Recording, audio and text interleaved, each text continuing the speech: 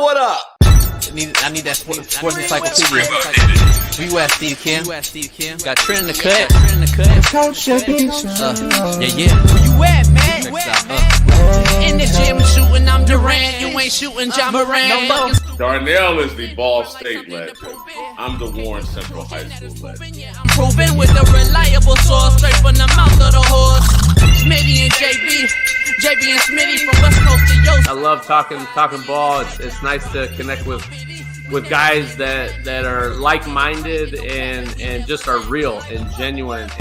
Better stay in your lane. How did you are fucking insane. Dude, what? You just will not give this guy his flowers. What is wrong with you? Oh, you must have thought I was a bitch.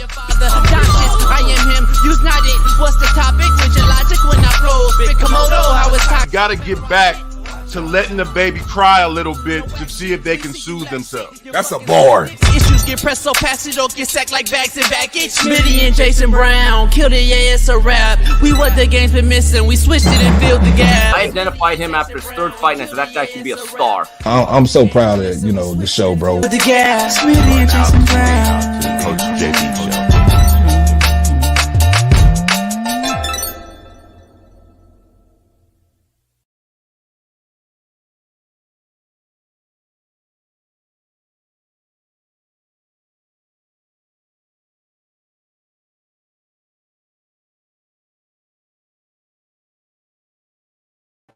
What up? We are in the building. It is Truth Telling Thursday right here on the Coach JB Show with Big Smitty. Pound that like button, subscribe, become a member. The likes are dropping. You're not really paying us no mind. You come in here, you steal from us, you leave. You don't pay. You don't even tip the pole dancers, dog. What's really going on? Disrespect I see at an all-time high. Damn, can't even get a like.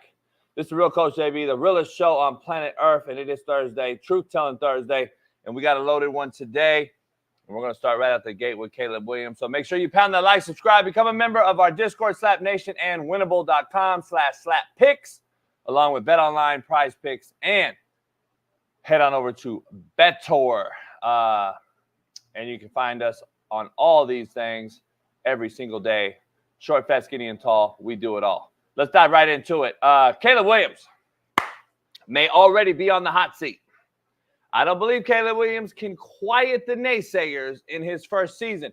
Although Smitty has him in his top 10 NFC list already without taking a snap, I feel the complete opposite. But what do I know?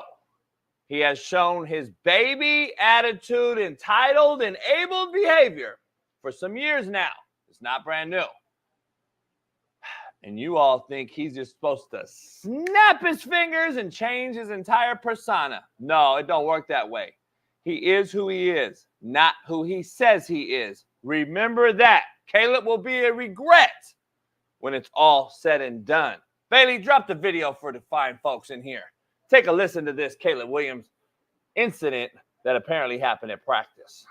Has already been benched by the Bears after an exceptionally bad showing in practice the other day. The entire offense expressed significant frustration with Williams, who seemed to not be taking it seriously at all. Breaking point was when Williams threw 7 consecutive interceptions, a record even including practice for any quarterback in the history of the NFL. Bears even reached out in an attempt to trade Williams back for Justin Fields, which would be the first overall pick for a 5th rounder they'd already grown tired of, but the deal was declined after the leaked 7 interceptions. But it's not just the 7 interceptions that Williams threw that upset coaches, it's the reaction he had, where he showed cry laughing emojis in response to this tweet about his performance. Bears coaches, his lack of talent is the greatest reason for benching him. The lack of maturity in response to the poor practice showing was an even greater concern. As bad as the 7 interceptions is, even worse than that is the fact that Williams is being benched in May, which no one has ever done to a rookie, and he's being benched for Brian Hoyer, who most consider to be one of the worst backup quarterbacks of all time.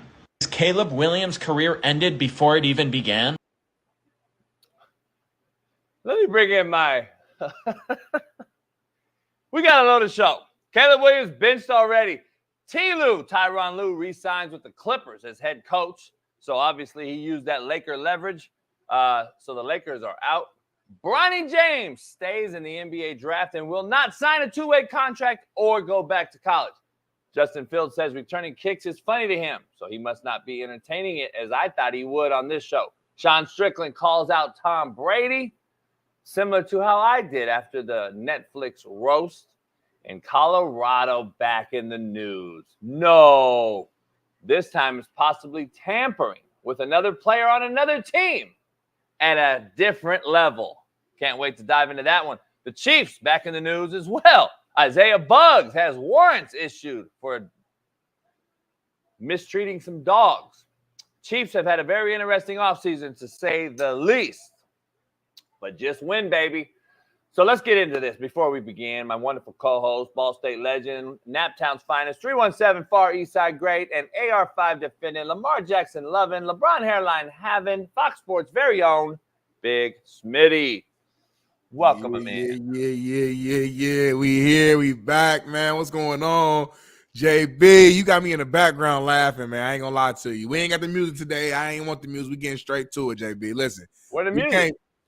I ain't want no music today. I'm in a different mood, man. I'm in a different mood today. No music, serious tone. You said you didn't like the music yesterday because it cut you off a little bit and you was in your feelings and you was jealous because I had the music and you didn't. So I said, you know what? No music today, baby. Don't worry about it. But forget all that. This video you play at the beginning of the show. Whoa! See, it's a real show here. Is somebody butthurt? Bailey, are you butthurt? Where's Bailey at? Are you butthurt? Or is somebody butthurt because I said don't play the music over my thing? Bailey, what's going on? Are you butthurt over there, Bailey? No, I ain't butthurt. I just have to make another song to where you're able to talk over it and doesn't. Leah said we need to vibe. The girls in there said we need to vibe. All right, let's redo it. Let's redo the whole thing. All right, let's redo the whole thing. Take me off and then bring me back in. Take Smitty off. All right, here we go. Without further ado, our Naptown finest, Far East Side, 317, AR5 defending.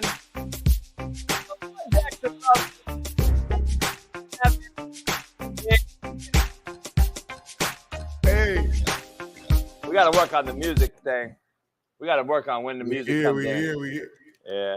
You want to try one more time or what? Nah, you only get to fuck it up a couple times, and after that we loud, but we get this is how you get better. You got to more like reps, it should like go back, baby. Let's do it again. Take me one more time. It should happen like right when I say Fox Sports very own, boom, Big Smitty, and that's when it should happen. Here we go.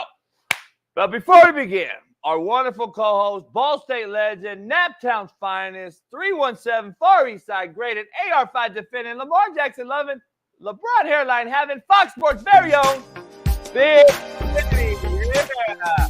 See, I gotta produce the whole thing. What's going on, y'all, man? It's your boy Big Smitty. Cats don't realize we really practice live during the show. I like that's how you get better. I like Ain't no other show like it, but we practice on the show live. We don't practice dead and then come on the show. Because we're not fake and phony. We're not scared to show the quote unquote bad side or like if we mess up on a take, we'll be real. But hey, I fucked Bailey, the nobodies in the chat are saying you're still about a half second too early, but we'll be good. We'll make it happen. I like that one. I like that was smooth. I ain't gonna lie, I like that one. What's going on, y'all? What's going on, chat? Shout out to all the women. Shout out to all the women. Baby girl, Leah, Lucy, all the women in the chat. There's some women I ain't seen. I ain't seen Gawk 3000 lately. Have you? She ain't been in here. Chris don't mess with us no more. I ain't seen a lot of the OGs no more. It's all good. I know they're busy. I know they got a lot of other things going on. You know, we'll probably go on the Discord, check on them here soon, make sure they're good. But shout out to the people who are actually here right now. The realest show on Planet ERF. Appreciate y'all. And we got a great show lined up for y'all today, man. That video had me cracking up laughing just right off the back, JB. But I'm gonna let you take over and we're gonna go back and forth. Okay, look, we were fucking around a little bit on that video. Okay, they did not try to trade back for Justin Fields. Stop it. That guy's a TikTok. By the way, you guys will believe those type of videos from nobodies on TikTok and shit. And those are the guys that blow up. Not a real show like this. Right. It's some nobody like that guy in the chat who actually will make a video like this fucking idiot. And you all actually believe that he threw 7 picks, the most of all time. Like, ever. Ever. Who the fuck takes fucking stats of picks in practice? Okay, first of all, all you fuckers in here believe that shit was true too. You all really think that video, that guy was really like a fucking some major guy on ESPN breaking news and shit. Like it just blows my mind. Now, JB, you know everybody in that group chat right now saying, "Hey, y'all see this video, man? Killer Williams threw the most picks of all time at practice. Oh my god!" And they tried to trade Justin Fields back. Bro, you wouldn't believe this. But check this out, bro. This ain't no player has ever been bitched at practice ever before. This is a history. Caleb Williams. In May. Man, listen. But I do know, I did hear some things from somebody that really did know what's going on there. A couple of buddies of mine that coach in the NFL, that coach at other places, that have buddies coaching at that place. And even though we made a joke of that video, there is some truth on what's going on. He is not performing well. And the rumors are his body language is horrific. And that's why we started the show off with it. But two things could be true. Let's start off with the quote of the day, brought to you by betonline.ag.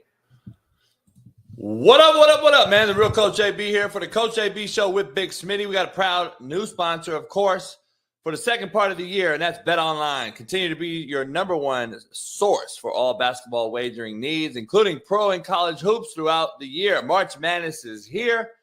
Join us every Monday and Friday with Jeff Nadu as we will pick them and up-to-minute odds, stats, and trends. You can follow your favorite team's path to the playoffs with in-game live betting, contests, and all the best player props.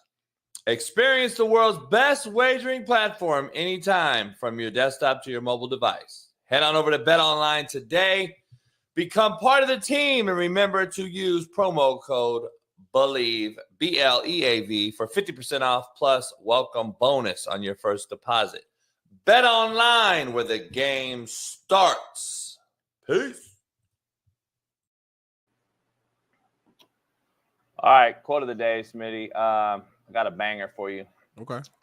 Save the excuses. Your actions showed us the truth already. I ain't trying to hear none of that, JB. Don't talk to me. Your action showed me. Your words don't tell me anything. Your action showed me. So back in the day when I would know you're full of shit, or you got caught lying, or you tried to do me wrong and then came with excuses. Back in the day when I didn't really want to deal with the drama, I would just it's all good. Woo. I just said that, but I left and I never fuck with him again. All right.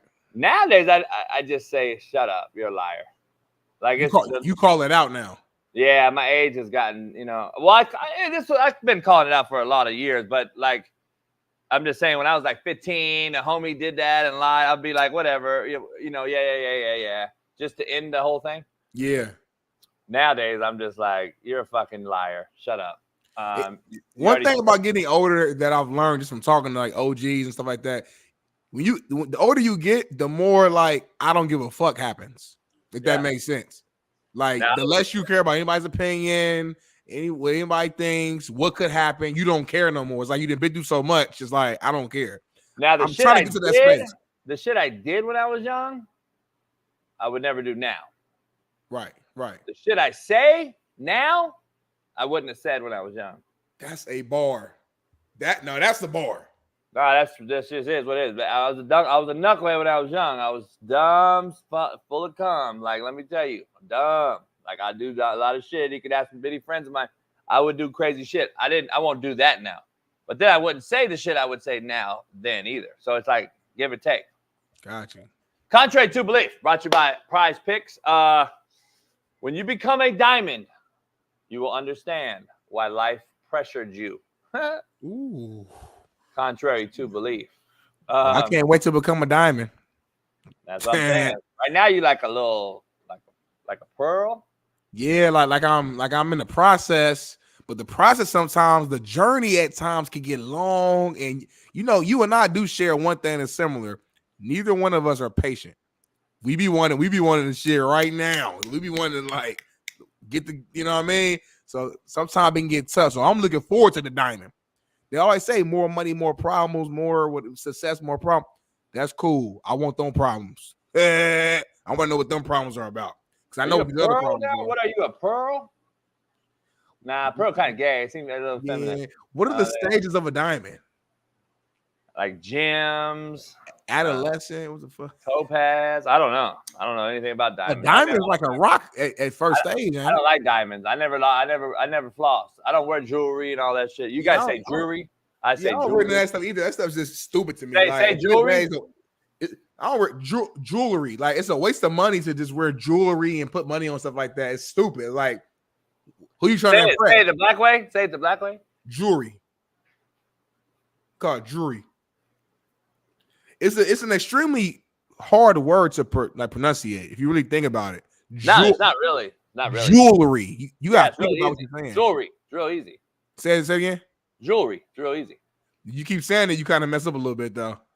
No, not really. The second time you said it wasn't as good as the first time. I'm telling you right now. You said jury, like it's fucking we're on 12 panel jury. Jewelry. That's a hard word.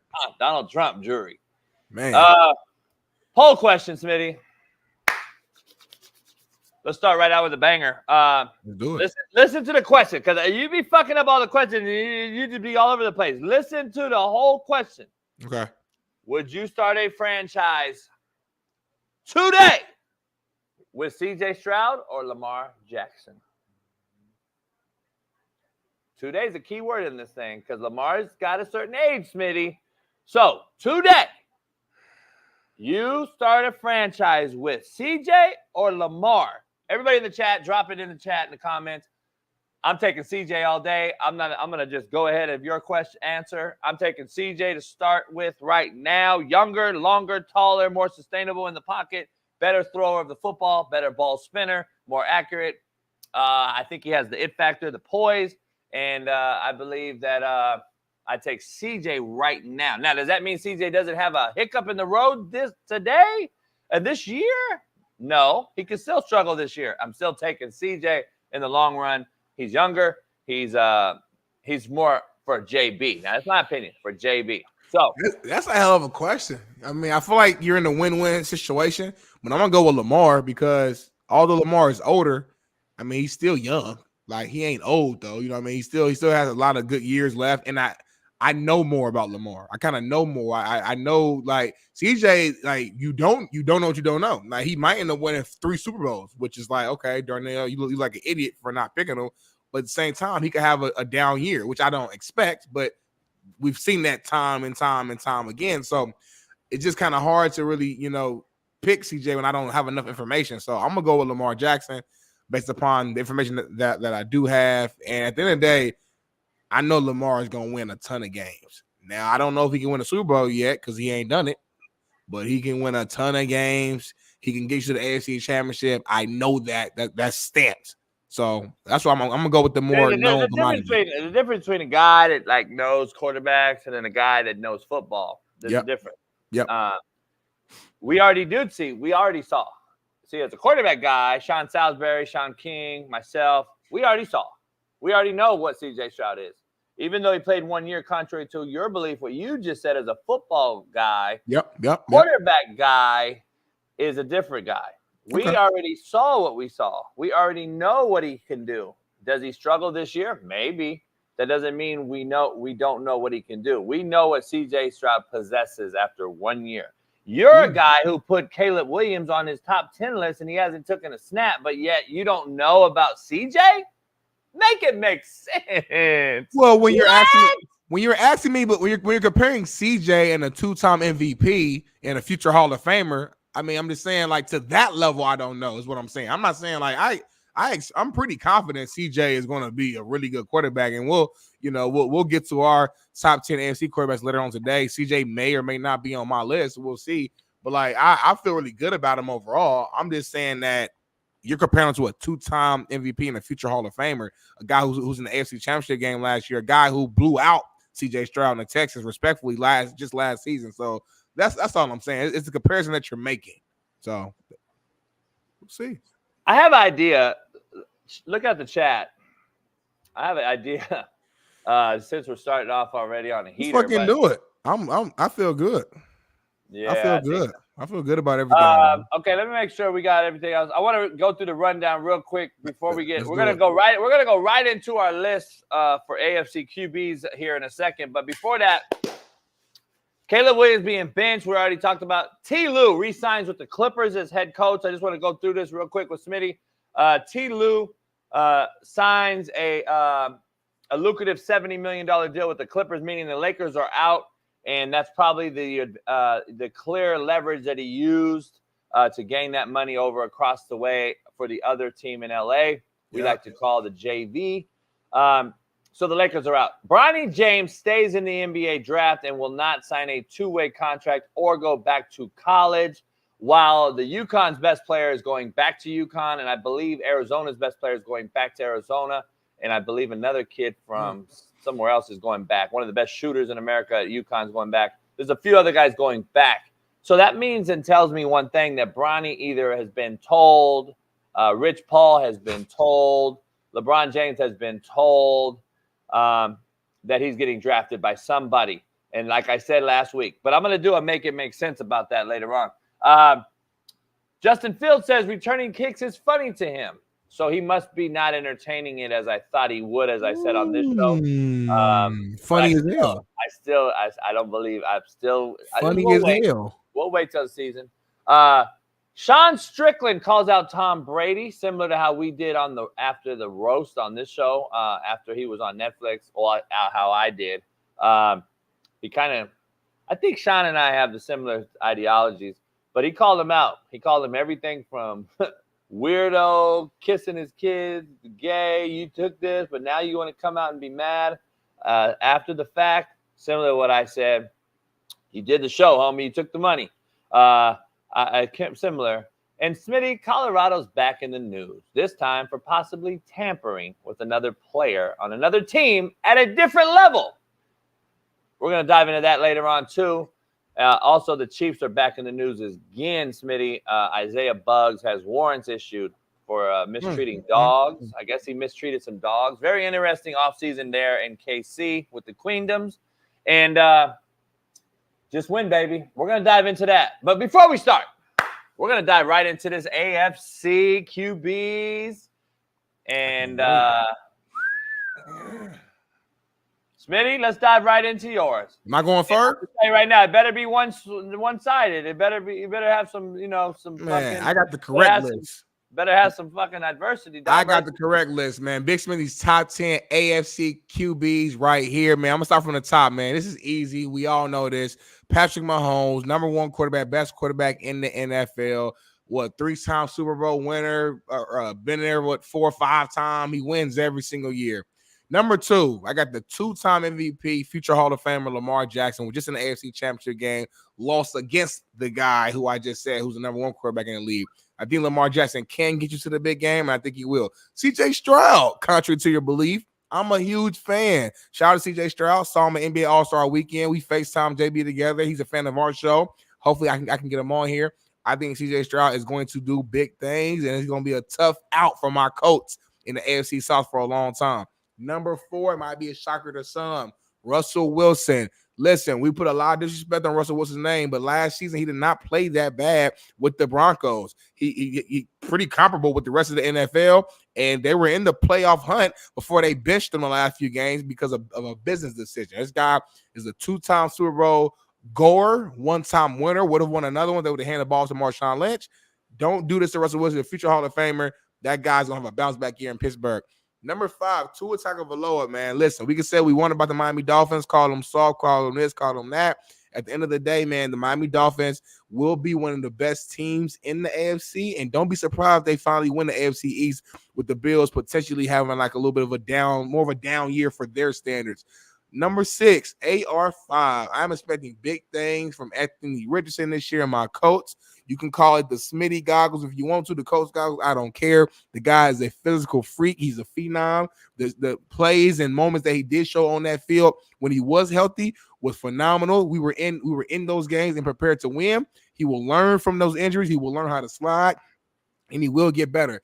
Tyrod Taylor. This guy's been a really good, legit quarterback for a long time. We forget that the guys won a playoff game before with the Bills, when he came in last year for the Giants, he's shown that he should have been a starter in the first place over Danny Dimes because the guy is still mobile, can still move, can still make just about any throw on the field. Justin Fields, we just got done talking about the cat. He just told y'all, and we're going to talk about this a little bit later, how crazy and insane it is to expect Justin Fields to return kicks, to return punts. This guy is a premier quarterback. I would not be surprised if we see him and Russell Wilson doing a little bit of a college dynamic the way Alabama Nick Saban did when you had a Tua and a Jalen Hurts, more of a split rep situation where you will see Justin Fields on that field, and under Mike Tomlin, you will see the best of Justin Fields. Number 9, Jacoby Brissett. The guy was a former coach. The guy's moved around a lot. He's a journeyman, but everywhere he's went, he has learned how to win games and sustain a goodness to greatness with those organizations. The guy played under Tom Brady, under Bill Belichick, so he has that Brady-esque energy underneath him, and he knows how to win. And number 10, Tyler Huntley. This guy right here is a bad boy. He's mobile. He learned from one of the best quarterbacks in the league, the second best quarterback in the AFC, Lamar Jackson, for years. The guy's mobile. The guy knows how to win. He helped get the Ravens to the playoffs. So this is Big Smitty's top 10 AFC QBs. It's the right list. It makes sense, and this is what it is. Wow. I don't even know where to begin. I noticed one thing. I don't see one white quarterback. Let me see. Well, did you forget any of them? I mean, it's funny you mentioned that. I didn't even notice that. It just kind of this is the real black quarterbacks have taken over the league now. We are the best at the position now, and I didn't even notice until you always bring race into things. That's what happened. I had a feeling that this would be like this. And I want to see your list. I had a feeling, and that's why I have a list to counter your list. Let's see your list then. I want to see it. I'm going to go with Aaron Rodgers at 1. I think he's going to have a bounce-back season. There's no doubt about it. I think Aaron Rodgers, he had blisters yesterday. Calm down. Aaron Rodgers will be the best quarterback in the football again, in the AFC. That's what I believe.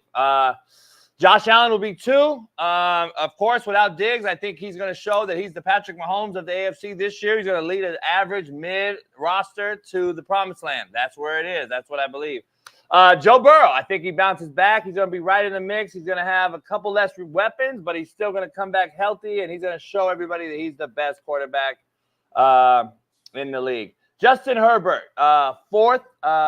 Justin Herbert with Harbaugh. The double, they got the O-line improved. We're going to see what they do with the young wideout core. They're going to run the football. I think Justin Herbert's going to win AFC comeback player of the year. Trevor Lawrence, I got him at 5 in honor of D. Jones in the chat because I knew you wouldn't put him on there. So I put Trevor Lawrence on there. I think he's going to have a good year, bounce back year. Gardner Minshew, I believe him and Aiden O'Connell are going to battle for that spot. Both of them are, in my opinion, are on the list just from what Gardner Minshew has done in the past. Jake Browning, I put him on there. I think him and Mac Jones are 2 of the new and upcoming guys in the league. A lot of people don't want to talk about. This is further proving my point that you can win with mid quarterbacks that you all call mid. I think they're better than the guys you're paying. And then the last one is the Mile High Milf Hunter. He's like Daniel Jones to me. Y'all don't give him enough credit. He's been on horrible franchises, horrible organizations, horrible leadership. He's had no head coach, no offensive play caller. This is a real list. And this is my AFC list, and I'm rocking with it. Listen. You came in my list and said, this one thing. I didn't notice that one thing about your list. I didn't see no brothers on your entire list. Look at this list, y'all. Am I tripping? I don't see no brothers on this type. Aaron Rodgers, Josh Allen, Joe Burrow. It's all whites on this entire list. Zach Milton. No, he's white. He's white. He's the Milton. He's hood. Who? Zach who? Zach who hood? The Mormon Milf Hunter. The Mile. He's hood? He kicks with brothers. Yeah. He's hood? Yeah. He's from the hood. He get a pass. That middle pitcher, though, by the way, is great job, Bailey. That was me and JUCO in the All-American game in Las Vegas, Nevada, on the brown grass. I thought it was Tom Brady. That's a good. You had a perfect form. That was me, yeah. No wonder you're so big on mechanics, because I could tell you were the cat that was real quick. You were the cat that was skill set was good, but it wasn't like some freak like LeBron type skill set. So you had to really maximize someone similar to me, all the little things. Like you had to have the perfect form, fucking here you go, throw the arm back, windshield wiper. Baby, a bad boy. Baby found this clip. Look at that. Pivot the foot. Look at go that. all the way. Look, like this is like if you were a coach, this is what the picture you show, like in first day. Hey, you know who caught that pass right there? That was Nate Turner, who played with TJ Houshmandzadeh. They were boys. He was a JUCO All-American. TJ, Steve Smith, and Nate were the 3 All-Americans.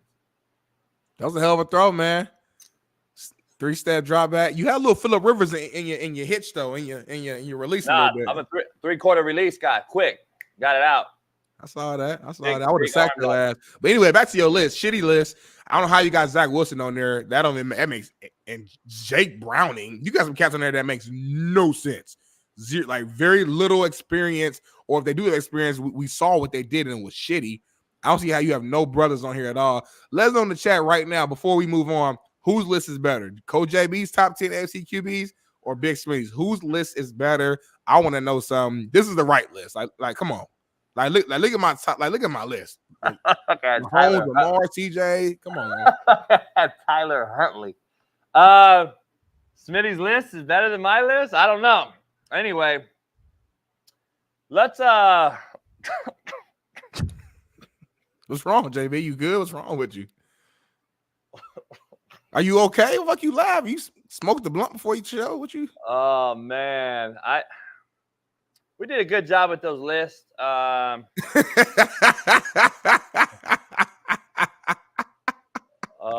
you looking around, rubbing your leg and stuff? Like, what's going on? Like, what we doing? G Wizzy said this show racist as fuck, and I love it. Our fans love racism on this show. Like they're fans of it. Like they embrace it. Oh man, that is fucking unbelievable. Whoever really thought that was our list, you guys are fucking dumb. Just keep it like that. Just put it like that. But those lists are the ones we are submitting to ESPN today. So we'll be putting those on ESPN.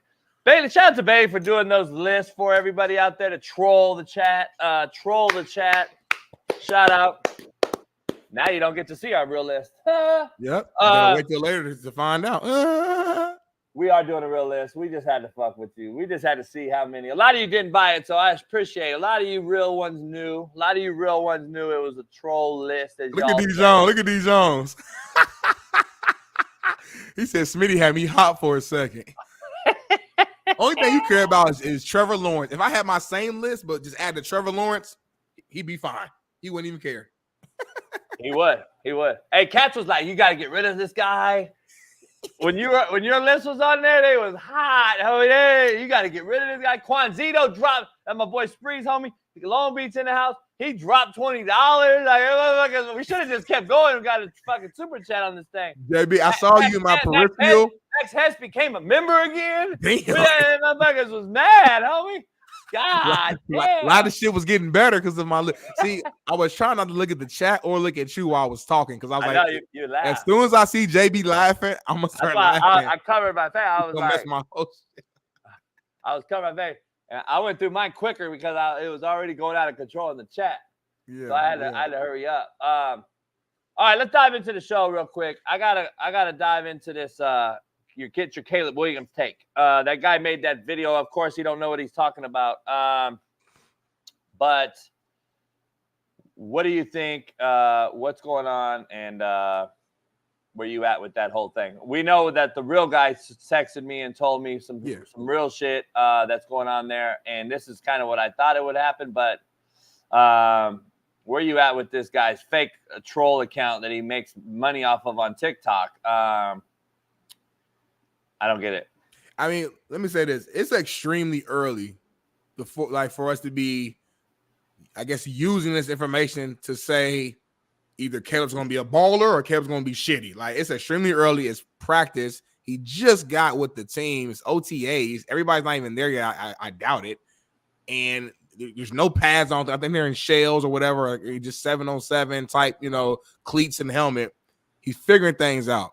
We've heard rookies, whether it's quarterback, whether it's receivers, dropping the ball, whatever the case may be, have horrible practices as rookies when they first enter a new team, a new regime.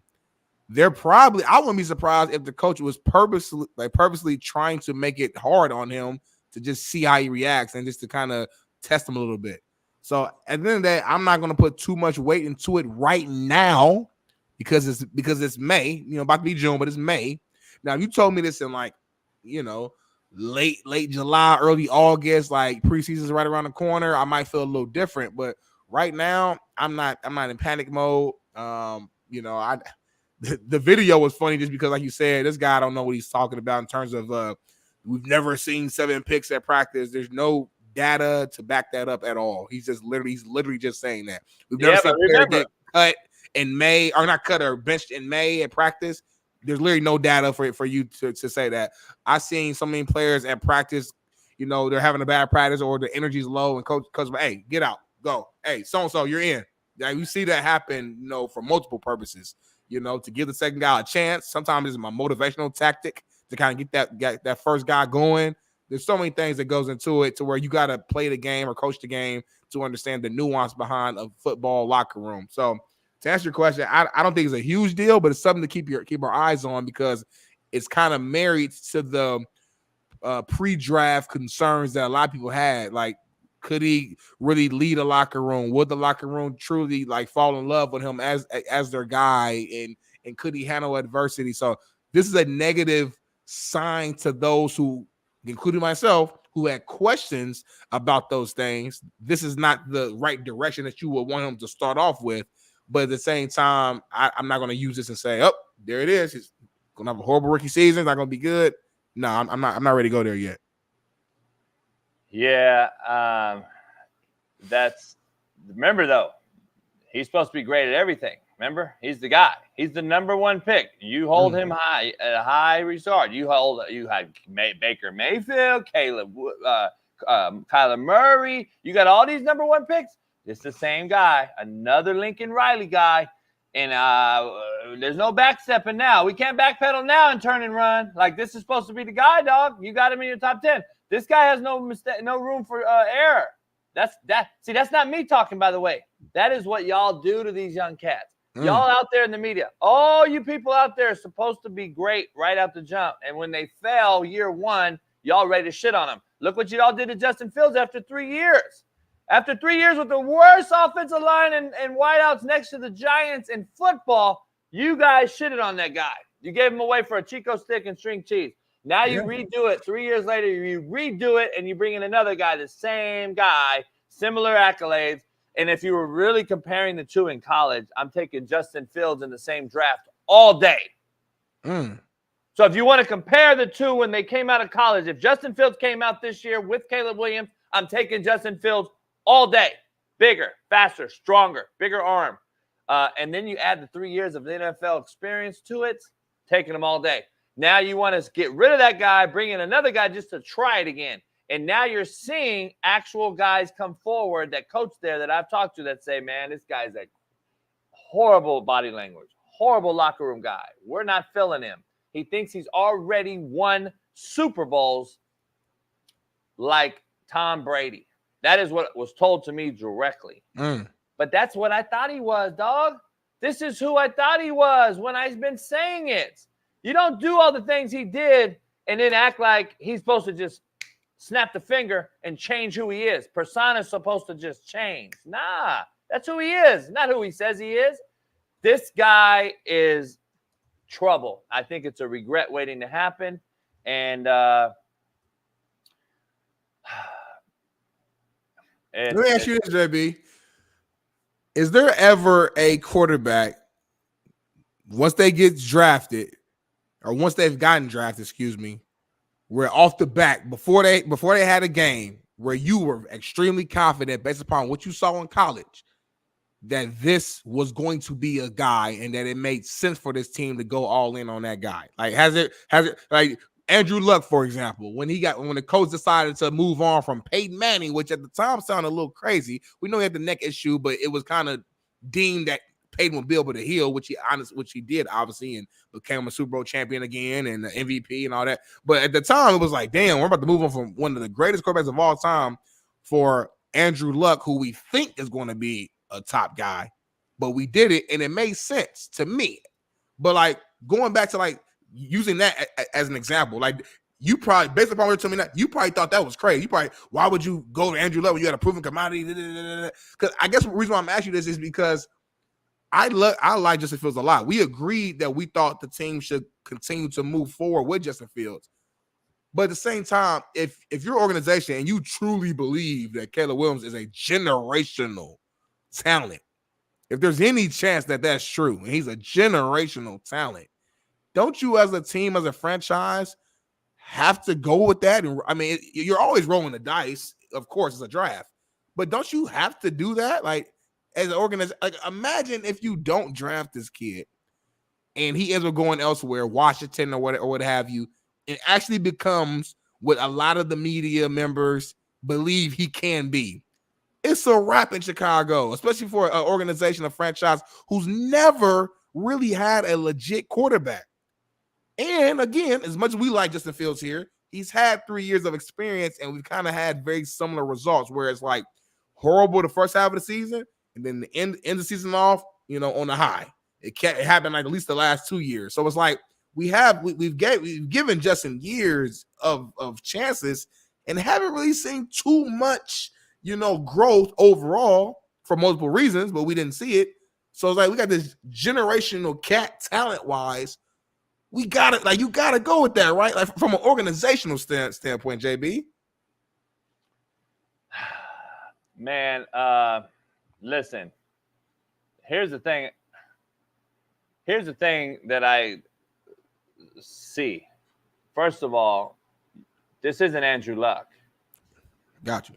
And hindsight being 2020, we can all say that and all that shit. But listen, 30 of 32 GMs have zero football playing experience in the NFL. Never been that high in the world, in the history of the NFL. Never has 30 of 32 professionals not played the position or played the sport they are actually managing.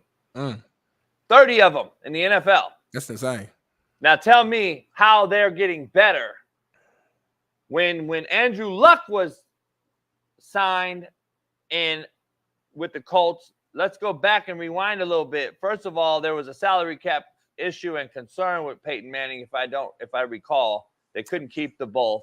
Peyton was coming off a neck injury, and I think people knew it was time to move on. He was older. He had a neck injury, and I don't think – and that's from a football guy with Irsay and the GM at the time. That's a football guy in Indianapolis said, you know what? This is a risk, and I'm going to take the reward versus the risk. And I take a young Andrew Luck. Great time to hire him. But my point is, GMs that knew football were making these decisions. Now go fast forward 12 years or whatever it is, and look what you have. Suits, stats, analytical guys making decisions. If they think Caleb Williams is the same guy as Andrew Luck, they are delusional, and they need to go back into an office cubby and call and make telemarketing calls, because this is not their job. And it's evident. Look at the years since when we've had more and more and more non-football people making football decisions. Make it make sense. Andrew Luck was a no-brainer.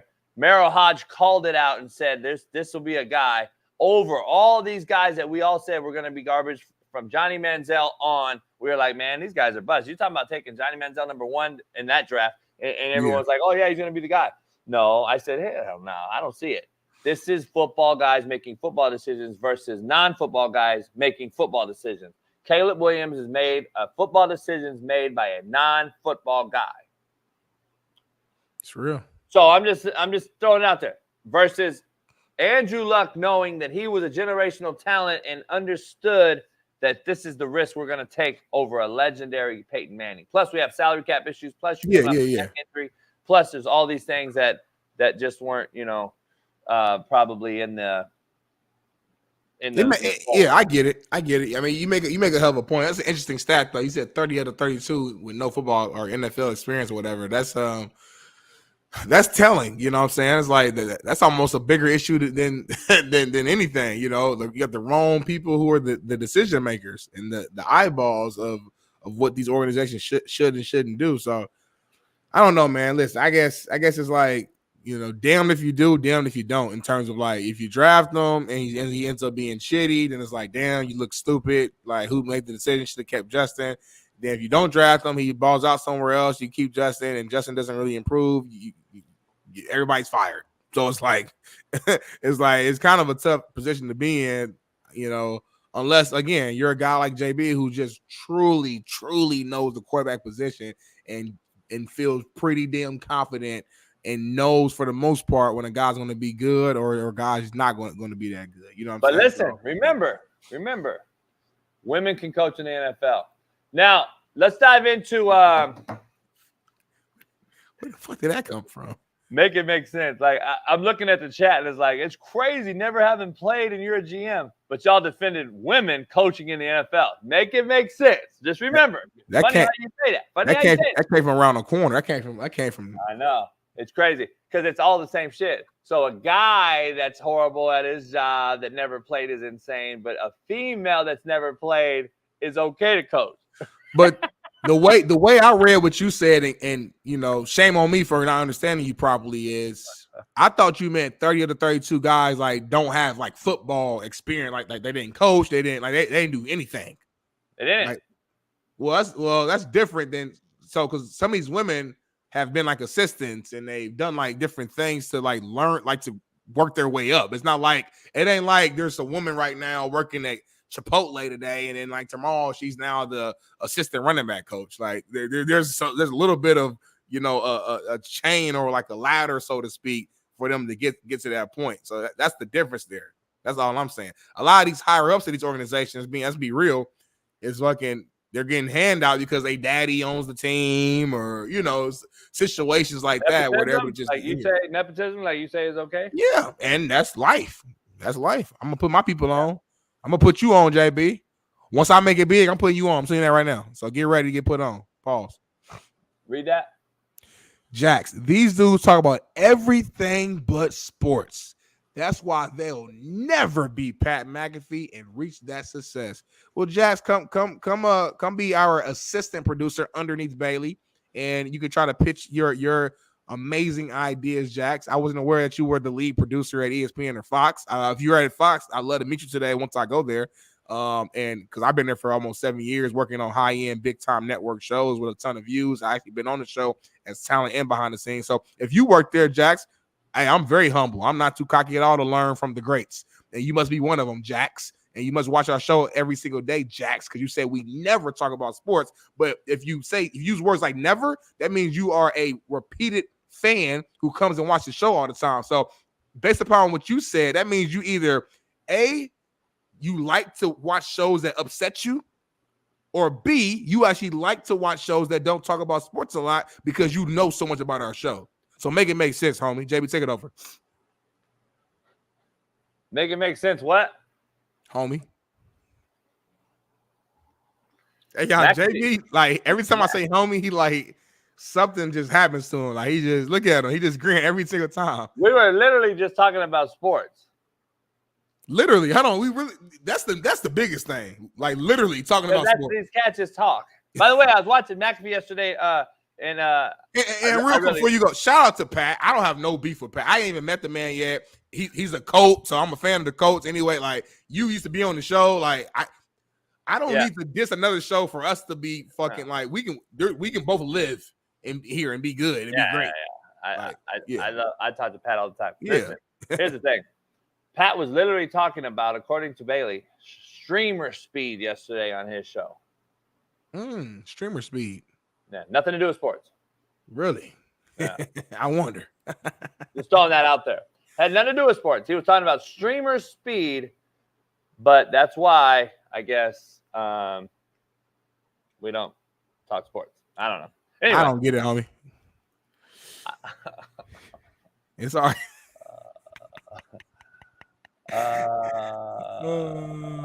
Streamer speed. I don't know what that means. Oh, the stream. Okay, you were saying it so fast. Oh shit. It's a streamer. ... Whose name is Speed. You were saying streamer speed. Like I'm like streamer speed. Like you put it like it was one like streamer speed. There's a big time streamer named Speed who's Never like heard a of him. young black dude. He's kind of just young, immature cat. Does some wild shit. And He what like about it? probably So Pat had him on? That's what it sounds like. I mean, Or he Bailey, was jump in real talking quick. about him. He was talking about Oh, him. you saw he's talking about? Okay. He's not about sports, right? No, he's not. I mean, he goes to sports events sometimes. Bailey, help us out. I was at the gym yesterday. McAfee was on. If Speed was rolling down some hill or something in Europe or somewhere and got hurt, and then McAfee was reacting to it. I'm like, damn, that ain't got nothing to do with sports. But I'll leave it. Thank you, Bailey. I love having this little element of just We're gonna Bailey do factor popping in. cap. Factor cap. And Bailey walks in and says, like, Smitty, you remember ESPN used to do a segment where after the show they list all the wrong shit. Yeah. So like, yeah, you know how like misspells or wrong. We gotta find a couple. We need a couple more interns. If you guys want to be an intern on the greatest show on planet Earth, come through. We need you. Let's hire Jax. He must be the top of the top. Jax is the best out there. I'm sure McAfee recognizes him in his chat and talks to him all the time too. Yeah. Let's dive into this real quick. I want to do a daily rant before we take commercial break, and it starts with Bailey. If you could find this and try to bring it up, Jorge Lopez for the Mets. I think I put it in the chat earlier this morning. But Jorge Lopez is a player on the Mets organization in Major League Baseball, and he went on a tangent yesterday saying that they are the worst team in Major League Baseball while he was in their own dugout after a loss to the Dodgers 10-3. He threw his glove in the stands after blowing a 3-3 tie as a reliever versus the Dodgers, where they went on to score 6 runs in the 8th inning. By the way, it was 3-3 in the 8th inning. The Mets came in relievers. 3 relievers gave up 6 runs. The Dodgers went on to win 10-3. Listen to what I have to say. Anyone who makes himself bigger than the team at this stage in their life is a cancer, and he is what you have to cut out. He is a major leaguer, and that is exactly what they did this morning. Cut his ass. Listen, I'm all for emotion, but this is the point I make every day on this show. When you pay guys absorbent amounts of money and you pay them off projection instead of results, you get this product. Point blank, period. That is facts, Smitty, and not two things can be true about this shit. Shitbirds are real. Fucksticks exist. Let's get back to being slapdicks like me. Let's take a commercial break. By the way, let's play the video. Do you have it, Bailey? Mendoza said that he understands the emotion, but that particular action of throwing your glove into the stands was unacceptable. Looking back on it, do you regret doing that? No, I don't regret it. I think I've been looking the worst team probably in the whole MLB. So, whatever happened. So, whatever they want to do, I'll be tomorrow here if they want me. Whatever they want to do. So, I'm gonna keep doing this thing. So I'm healthy on whatever. On whatever to do. I'm ready to come back tomorrow, and if they want me to be here, so I'll be here. He said, no, I don't regret it. I said, I don't give a fuck. I do it time and time again if that situation occur. He said, we the worst fucking team in the whole league. This is why I have a very, very bad sour taste in my mouth for inner city youth and black kids not playing baseball. Compton College started a thing years ago when I was the head coach about getting inner city youth, black kids, basically target demographic black Americans, into Major League Baseball or baseball in general. There was a Tiger Woods PGA Tour golf tour push to get black kids into golfing. It was a fad. It happened for a hot minute. We got a few black kids playing golf. Baseball never, ever came to fruition. It never happened. And you have these fucks who can't speak a lick of English in our league, in our cities, playing professional baseball, getting absorbent amounts of money, and don't respect it, dog. They do not fucking respect it whatsoever. They don't respect the act. They don't respect the grind. They don't respect the journey. They can go back to their country, that fuck's country, and be castrated tomorrow. He's in a third world country. He's from a third world country, one of the worst in America, in the world. His kids are getting hit all the time over the head with fucking bats. They're getting dominated. This cat wants to go back there. Go ahead. Leave your fucking $30 million here in America that we've given you for this opportunity, and then go back to your third world country. But nah, we can't find American black kids from the hood to play the sport. And I think we failed at that level. We failed at a major level because we got guys like this who don't even pay homage to the country, the city they're playing for, or the team they're playing on. By the way, this guy's been voted as one of the worst teammates in Major League Baseball, by the way. Hold on real quick, but I don't know the cat at all. But did I miss something? All he said was that I don't regret what I did. This team's been one of the worst teams all year long.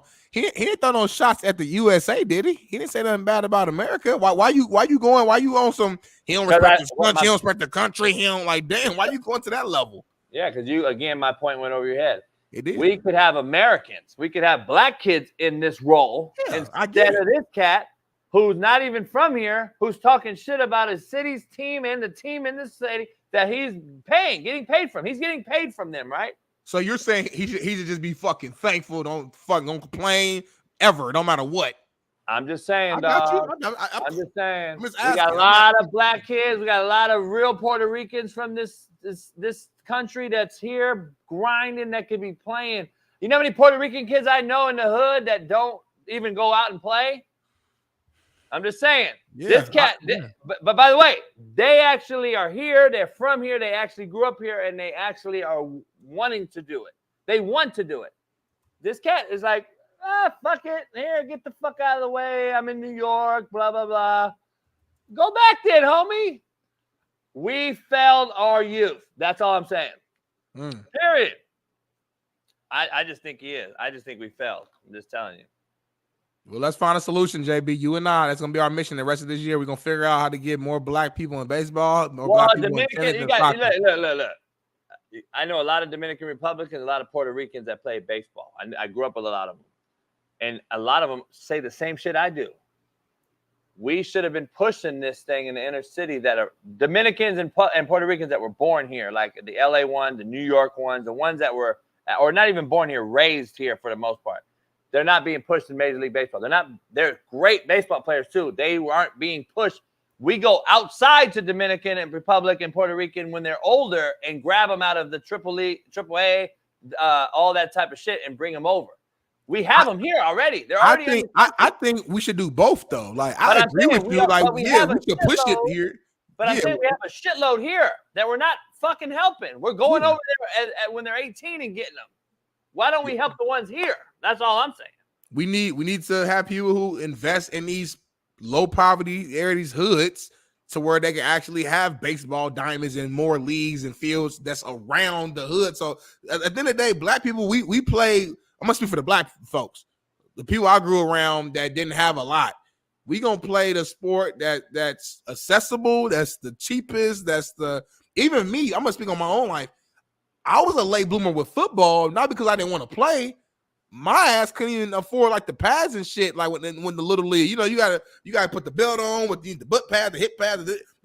We were really broke. Like I know I joke on here a lot, but we were really like for real. So I couldn't even afford that shit at the lower level. So I didn't play actual football until 8th grade. Like I was a late bloomer. I got good in high school really quick because I'm just that guy. But I played basketball my whole life because all you need is a damn thin ass cheap jerseys and shorts and you're ready to go. The problem is we don't have access to a lot of these, especially golf is its own world.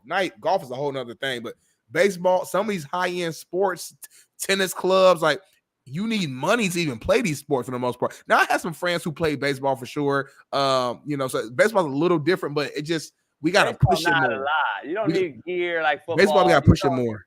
You don't need a lot. You can get a baseball, a bat, and a glove, dog. Like these are poor countries, homie. These are really true. That's a good countries. point. That's a good point. These are poor countries that are producing some of the best players in the world. So when you say we need to help them more, I mean you can't force interest. right? Like you can't force a kid in the hood to just want to play baseball. But, So, but like, kids in the hood don't think baseball. Kids in the hood think basketball, football. That's right. Just period. Because that's what we see, though. That's what we see. That's my point. My point. We don't push baseball. That's my whole fucking point. We're in the hood and not pushing baseball. What do you mean? How hard is that to understand? If you're not seeing baseball, Smitty, then what do you want? You're not going to see it, right? You just said it. To me, we need somebody or some people, whatever, some black folks who are just amazing at the MLB level. That kind of changes the narrative. Like we need our Caitlin Clark of the MLB, but black, if that makes sense. I want to ask something. I'm curious. Alex here said, I coach Little Select. You have no clue what the parents pay. Show me. I want to know the demographic of those kids. Give me Little League Select. Little League Select doesn't sound hood to me. So tell me, what is the demographic of your kids? You got a bunch of DR and PR people, Puerto Ricans and Dominicans for your team? You got a bunch of hood brothers? I want to know. Give me the demographic because I've never seen it. It would be a shocker to me. I bet you coach white kids in baseball that their parents pay the money for, right? Let's keep it stereotypical here. Am I right or am I wrong? We have one black kid. What do I know? What the fuck do I know? Perfect time for commercial break, JV. Little League Select don't sound like fucking, you know what I'm saying? If it was in the hood, it'd be Compton Titans. Little League Select. What? Hey, Little JV. League Select screams money to me. Post roll Pirates or some shit. It'd be like the hood. Like Select is pretty fucking exclusive. If you got Select in your group and your name is screaming white. No shit, you guys pay a lot of money, motherfucker. That's not my point. God damn, a lot of you motherfuckers just don't listen, homie. It's fucking unbelievable to me. Like, it's fucking unbelievable to me. Like, god damn, homie. Like, what? Like, motherfucker, you know what the Compton mascot is? The Tar Babes. Motherfucker, you know what the Compton College logo is? Tartar. Fuck, homie. Let's take a commercial break. I gotta get a coffee, man. We're gonna come back with our real list after Steve.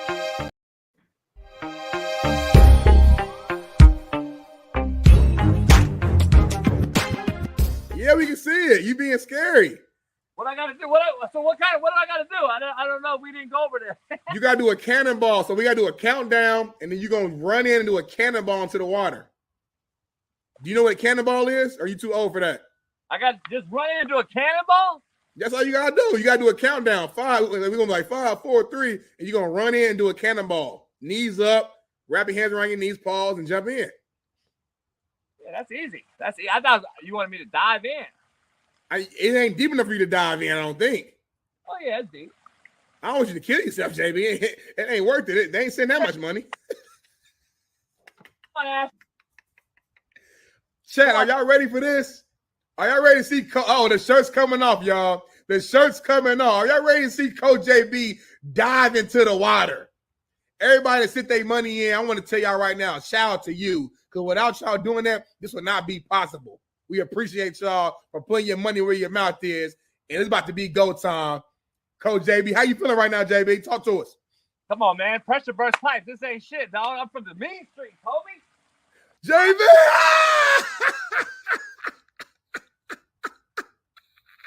He did it, y'all. Hey, that was the biggest explosion I've ever seen. The whole water just left the pool. It went from 7 foot deep to 3 feet deep. It's empty now, man.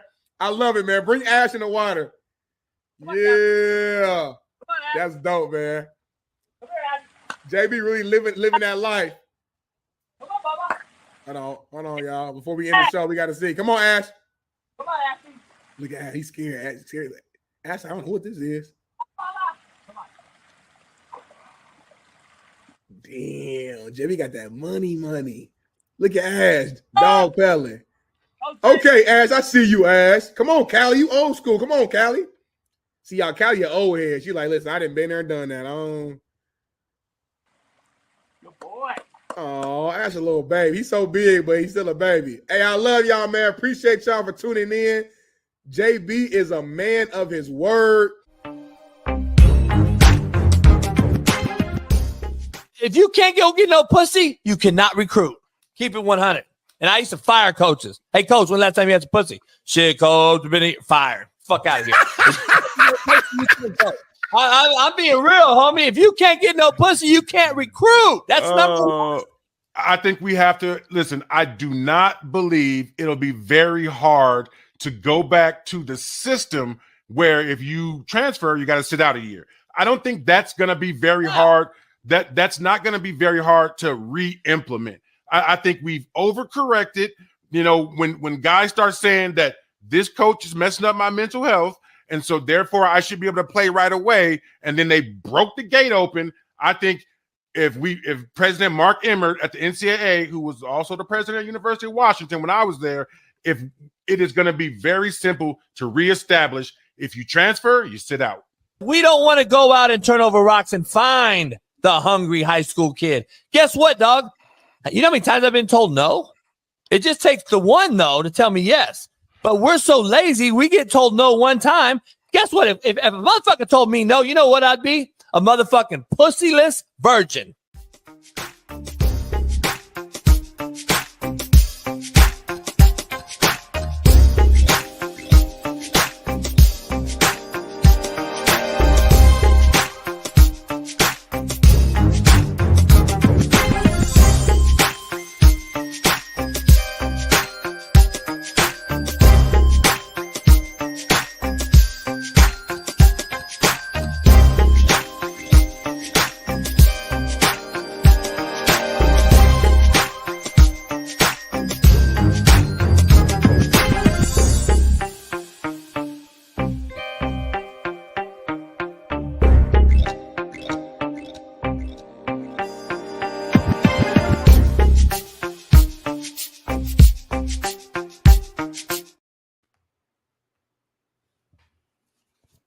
We are back in the building with a fresh stick, some yak. Nah, not some yak. But yesterday, might as well. Shit, you smoke a stick in the morning. Might as well get some yak. Yesterday, Nico Collins signed a $77 million deal. Today, the market has gone up even more. And now Jalen Waddle signed a $85 million deal. 76 million guaranteed, making him one of the league's top 5 highest paid wide receivers, man. Shout out to Jalen Waddle, man. Get your money. Get your money. I love seeing this as a former player. Obviously, I ain't played in the NFL, but like I relate to these guys from a locker room standpoint. I want them to get as much money as they possibly can because NFL stands for not for long, and once it's over, and you will more than likely, not to, be negative, but more than likely you won't make this amount of money this fast at any other part of your career post-football. Now, some guys are outliers, of course, but to make this amount, hey, you probably won't. So make as much as you can while you can. Take care of your family for generations. And I love to see, especially my young brothers get paid, man. So shout out to Jalen Waddle. Now you got to go out there and ball out now. You got to go out. I want to see a lot of these celebrations now. A lot of Waddles. You don't want no white boys to get paid? Yeah, I do. I want everybody to get paid, but I'm gonna be real. I do feel a little. Why more especially? Why especially more the brothers though? Because stop, JB. You grew up with us. Shit, why? I'm confused. Break it down. You was living with us. A lot of us, we in the trenches. We ain't got shit. We the first one from the family to go to college, first one to graduate, first one to get some money. So it's like you changing generational curses right now. You breaking curses. Well, not all white folks, but a good amount of white folks. They don't need the NFL. They love the game and they're really good at it. But like a lot of my homies at Ball State, like they was cool. Like soon as we graduated and football was done, financial advisor, work with their daddy who's a business owner and real estate. They immediately was good.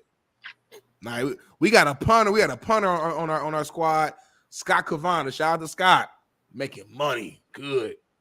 Wow, we got a wide receiver, really good receiver too, good leader on our team, Connor Ryan, making bank right now, good, just off the back, just good. And shout out to them. It's not a diss. That's what you're supposed to do. And now we're starting to see more black folks who have been blessed with finances do that same thing, be able to, either educate our younger folks so they can grow up better than us, and or use that nepotism and give them opportunities and to skip the line, so to speak, to keep the train rolling. I'm a big fan of it. So I'm just saying I like to see when black folks is able to get that big bag so we can keep that train rolling. That's all I'm saying. It's crazy how I know JB was joking, but this is a real life thing. As soon as a black person like says something that's like, let's call it just pro-black, whatever, the follow-up question on like Twitter and shit is always, well, what about the white folks? Or what about this? I'm like, damn, why can't I just celebrate my people without it being a diss to your people? I ain't say nothing bad about nobody else. I'm just saying I feel good when I see somebody who look like me get a big bag. That's all I'm saying. What you sipping on? Tea, coffee? What is that? Coffee. I don't drink tea. That's for feminine people. Give me top three, real quick. Top three most feminine, just random things. So tea is one. Tea. G-strings for men. They do that? Yeah, y'all wear Speedos. I don't know. And skinny jeans. There you go. Top three most feminine random things for men: G-strings, skinny jeans, and tea. All right, continue. I was just curious. You funny, man. Hey, this show cold as hell. We funny. We bring you good sports takes. We argue. We debate. We bring on guests. The production damn near is like better now. Like this has been a hell of a week, JB. I don't want to toot your horn too much or toot Bates' horn too much because we're in the midst of the show. I don't want to get y'all excited and y'all start fucking up. But we've been flowing a lot more smoothly. We've been on track. We don't go over that much on time no more, 5-10 minutes, but we keep it. Everything just been fucking organized. I love this shit. I'm a Capricorn. I like to be on track. I like to be like, you know what I mean? No. Proud of y'all, man. You feel good about yourself, JB? I want to make it make sense real quick. Where's my theme music? It's Compton in the house. Without a doubt. It's Compton in the house. Without a doubt. It's Compton in the house. Without a doubt. This is going to take 15 minutes before Steve Kim comes in because I know this is going to turn into a debate. And I want to make it make sense. Bronny James stays in the NBA draft. Well, of course he does. Rich Paul, LeBron, and Bronny himself has had assurances that he will be drafted, as I said on this show last week. He will not sign a two-way deal, and he will stay in this year's draft. Listen, if this kid was an NFL running back, his book or the book out on him would say slow, can't catch, fumbles often. That is what the GMs and scouts in the NBA are saying of his NBA sheet or book. They literally have come out and said he can't shoot, he's slow, and he can't guard anyone bigger than him. That's equivalent to an NFL running back saying he fumbles a lot, he can't catch, and he has no fucking jump cut in the hole. Like, what is the difference? Remember, I want you to make this make sense, Smitty. He is a fucking shooting guard. Wake up! A shooting guard who can't shoot. Nepotism is real. Who's saying he can't shoot? Because of what I saw him at his camp or at this combine. I saw him knocking him down. Yeah, on air, it took 16 seconds to get a shot off. But he made damn near all of them. Now, everybody not in the games. Not in the games. Is he going to be on air and ring around the rosy playing 21 in the NBA or something I'm missing? What am I missing? You're paying off potential, JB. It's potential. Don't you have to get off a shot? See, that's that potential bullshit. No, it's called nepotism. So LeBron James is LeBron James. I'm LeBron James. And he is clearly, there's a clear deal here. Now, listen, we talk about nepotism all the time. I'm not a fan of it. You are. I want to be clear here on this nepotism debate we're about to have because I want to be clear on what this whole thing entails. Everybody wants to talk about exactly Cisco. Cisco, 5'4" Mexican, can make shots too wide open on ring around the rosy. No, he can't, Cisco. Respectfully, you're not doing that. No, you're not. Cisco can shoot. No, he's not. Cisco can shoot. All right, let's see it. Next time with Cisco, we're gonna line up. We're gonna have your 5'4" ass running around the same way fucking, and you're gonna shoot 30 shots. We're gonna see how many you make of them. I hate, we gotta stop saying that. I love you, Cisco, but stop it. Your ass and make 4 of the fucking shots. Go ahead. Can he get drafted? Same thing. So look, let me break that. Cisco probably would have averaged 3 points at SC too. So look, let me ask you. So look, somebody in the chat said you're comparing a shot on air. This is the shots that Bronny James was. This is it. I'm gonna make sure I want to be clear on the speed and everything.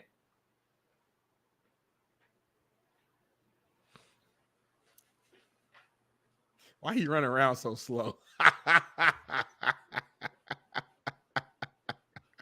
You such a hater, man. Look at him. Hold on, though. That was his performance that you are calling great, and he made those shots. And then I showed Sam Darnold yesterday throwing a dart in 7-on-7 in actual practice versus bodies, and somebody said you literally showed him in 7-on-7 throwing a ball in practice. Yeah, there's a little bit of difference between that and a fucking wide open jumper on air. You fucking moron. So anyway, back to my nepotism take, because we got about 10 minutes. I want to get your debate and argue about it. Me and Bailey and I, grammatically correct term, we're talking about this before the show, and you're always defending nepotism. I don't think you've really thought about it in depth, because I want to break something down to you. Who benefits from nepotism? White folks. No, bullshit. Bronny's not? Bronny's white? No, he ain't white. But I mean, that was a broad question. You said who, as if so. I'm thinking you're trying to lead me to one. No, it's all right. It's all right. I wanted that question answer because I'm leading to something bigger. Right. It's not about a color at all. It's not a color at all. Look at the rap game. Look at the entertainment business. A lot of brothers and sisters in that business that are benefiting from nepotism. Clearly, this ain't a color thing. This is a who's thing. This is a who's thing of nepotism. It's funny how everybody always wants to talk about, well, they benefit from this, they benefit from that. Let's keep it real, man. No, they don't. It's the who's of who is who benefits from nepotism. But who's for the longest? It don't matter. Whether it's CEOs, whether it's not, fuck the fame. I'm talking about positions of power. Nah, but let's be honest. That's what my point is. That's my point. But you're actually on this show with Jeff and other people combating that point. I brought up one day on this show, we brought up all the people who have benefited, and we went down the line. And we were naming out people, The Rock, and we just went down the line. Cats that were somebody's son or daughter. I still haven't seen it, dog. I still haven't seen the motherfucker that's just a regular Joe mechanic. My dad was a mechanic. Worked at Caltrans for the end of his life for the last 20 years at Caltrans. Why he couldn't get me a job? Why he couldn't get my other brothers a job? Why he couldn't get his homeboy a job? Big time job, Caltrans, big time California State institution, pays good money, pays $100,000 or something. Couldn't get me in the fucking door. Couldn't get a job. Why couldn't I get a job from my daddy at Caltrans? Why can't the Walmart CEO get his son, or not the CEO? Why can't the Walmart manager get his son or brother a job at Walmart? Why is it that I look at all these different jobs that we have in the world and I never, ever, ever, ever get to see anyone benefit at the regular blue collar, out here grinding ass, everyday ass cat job? It's always the elite. It's been the elite, and I'm tired of hearing that it's not the elite. Look at who's an actor, a rapper, a singer, an entertainer, a player. Look at who NFL executives are, and then look at who their parents are. Look at who their lineage is. Look at who works under Jerry Jones, Robert Kraft. Look at et cetera, et cetera, et cetera. It's elite. The Rock, by the way, daddy was somebody, just so we're clear. And uncle was too. Yeah, but we just want to skip over that. No, The Rock came up from the ground. No, he didn't. Stop. And I don't know anybody there. This stems back from our podcast take that I don't know anybody that was a nobody that just blew up.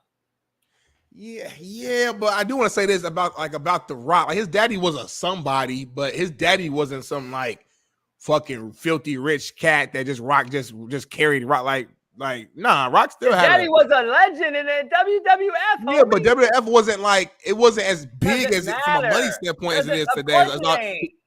That has nothing to do with it. He got himself in the door. His daddy was a guy, Rocky Johnson. What do you mean? Of course. I'm not. Okay, so you just talked about Waddle getting $84 million. Waddle wasn't getting $84 million 20 years ago. The bottom line is this is grown. Social media, all this shit. But JB, don't everybody need a foot in the door to? I don't get your take when you bring this up all the time. Oh, Whitlock brought me on the Fox. That has nothing to do with it.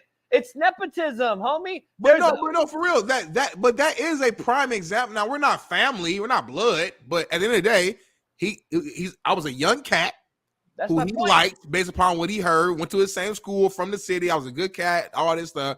A position became available. I had zero background in the career field when it came to sports production. It's still nepotism. No. Okay, I'm telling you, but I'm saying so. You're saying it was a bad thing that Whitlock gave me a chance. No, basically. I'm not. What I'm saying is, what are we saying then? Like that's my whole point. My whole point is that I don't have a problem with it as long as the person who's getting an opportunity takes full advantage. Because it's one thing for getting your foot in the door. It's another thing of how do you take the opportunity and run with it? Because some cats get opportunity. Yeah, but you got to get the opportunity, Smitty. There's guys getting passed over that grind their entire career to get passed over by somebody they knew. So what? Tell me that's why I'm such a opponent, not a proponent. I'm so opposing to it because I know so many cats that have been left in the wind for a cat that is so half-assed mediocre at their job because of who they knew. Versus the guy that actually knows it. We talked about it yesterday with Deion Sanders and his Colorado thing. He don't know any rules in the fucking NCAA. He has no clue what the rules are in college football as a head coach. He's got a bunch of mercenaries under him working and grinding and trying to get bodies into this college that he has yet to sit down and go over recruiting rules. This is what we do. If you get caught doing this, you're fired, blah, blah, blah. And I told you, and you and I had a sidebar conversation. I said, there's coaches getting hired off their name every single day over coaches who I know grinding and know every single part of the job to better the kid. The ultimate bottom line is the kid is the fucking blood life in this whole discussion. Yeah. We forget that. And it goes to the hiring party, the GM, the AD, if we're talking football.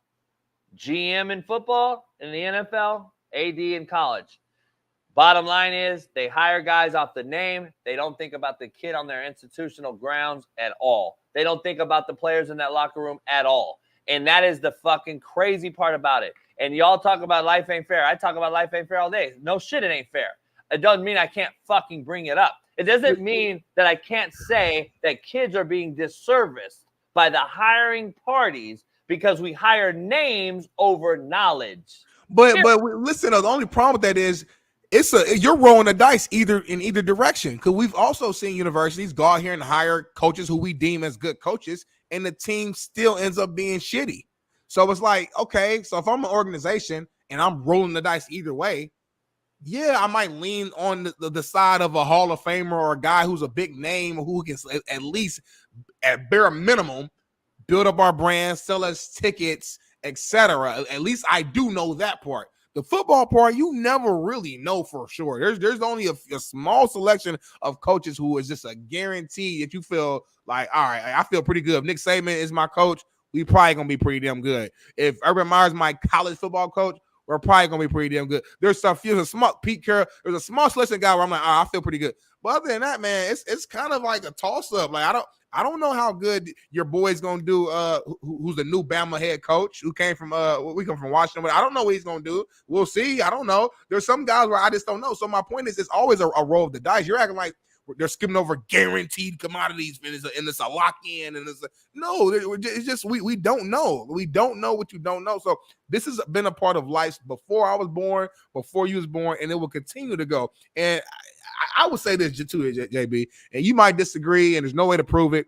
But if you had a son right now, if you had a son that was like my age, who was fucking passionate about coaching, and you were still a head coach at a JUCO or wherever the case may be, you gonna I know what you're gonna say verbally, but I don't know, man. It's hard for me to believe that you would not let your son skip a few steps to fucking get to a certain point if you had that power. It's hard for me knowing who you are and how you look out for your people and your friends and how you go all. If I tell JB I'm coming over to his house tonight, he gonna fucking make sure it's clean. He gonna cook. He gonna do like that's how a person you are just from just your natural ability. If you had a son who was into coaching and passionate and loved it because he watched his dad do it, you know good and damn well you put him on, JB. Stop it. And I don't do not lie on here. That's where you're wrong, dog.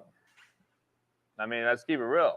I could call people right now and bring them on the show right now, Division I head coaches right now, NFL coaches right now, and we will have this discussion because I've had the discussion, and I won't even mention it. I'll call him right now, put him on the phone, and ask him, what was your biggest downfall?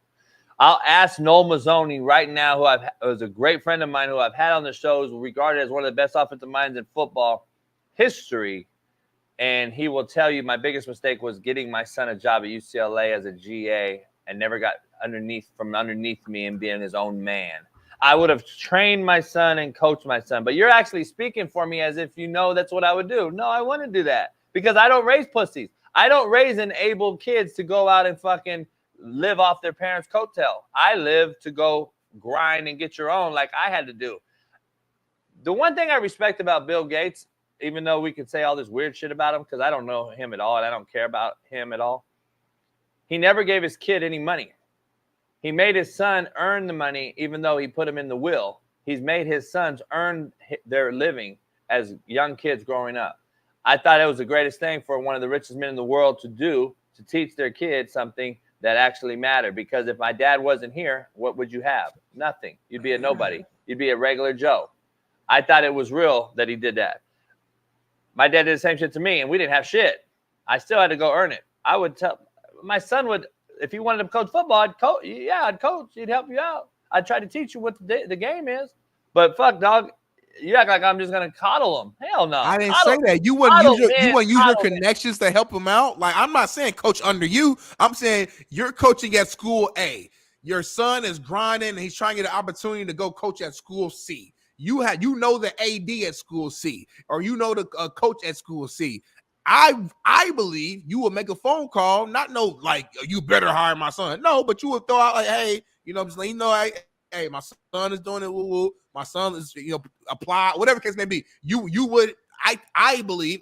Obviously, I can't. There's no way to know because you don't have a son. I believe you would extend that olive branch. You would do that. You've done it for people before. You helped out so many people. That's my point. That's my point. I do that for regular folks. Ask Alan in the chat. I just gave him another recommendation, like my fourth one for him. That's what I'm talking about. That's normal shit. That's what you do. That is normal shit. It's not no special privilege. It's normal fucking shit. I give a recommendation to someone I know. Latrell Flowers in the chat. TJ, coach for me as a GA. I would give guys recommendations all day long. We're agreeing. There's no, but it's not, I'm not doing something that's over the top to get somebody in. I'm saying you would use your influence, your power, your connections to help your son out. To me, that's nepotism, regardless. There's levels to it. I'm not saying you're gonna say, son, you're the offensive coordinator today. Like, no, I'm not saying you would go to that level, but you would use your power, influence, and connections to help your son out. That's the point of being a parent and trying to. My job, a parent's job, is to build up a life to where their kids can have a better life, and you want to keep doing that. Like LeBron, going back to LeBron James, LeBron's supposed to help Bronny and put him on. Bronny's life is not supposed to be the same difficulty that his dad went through.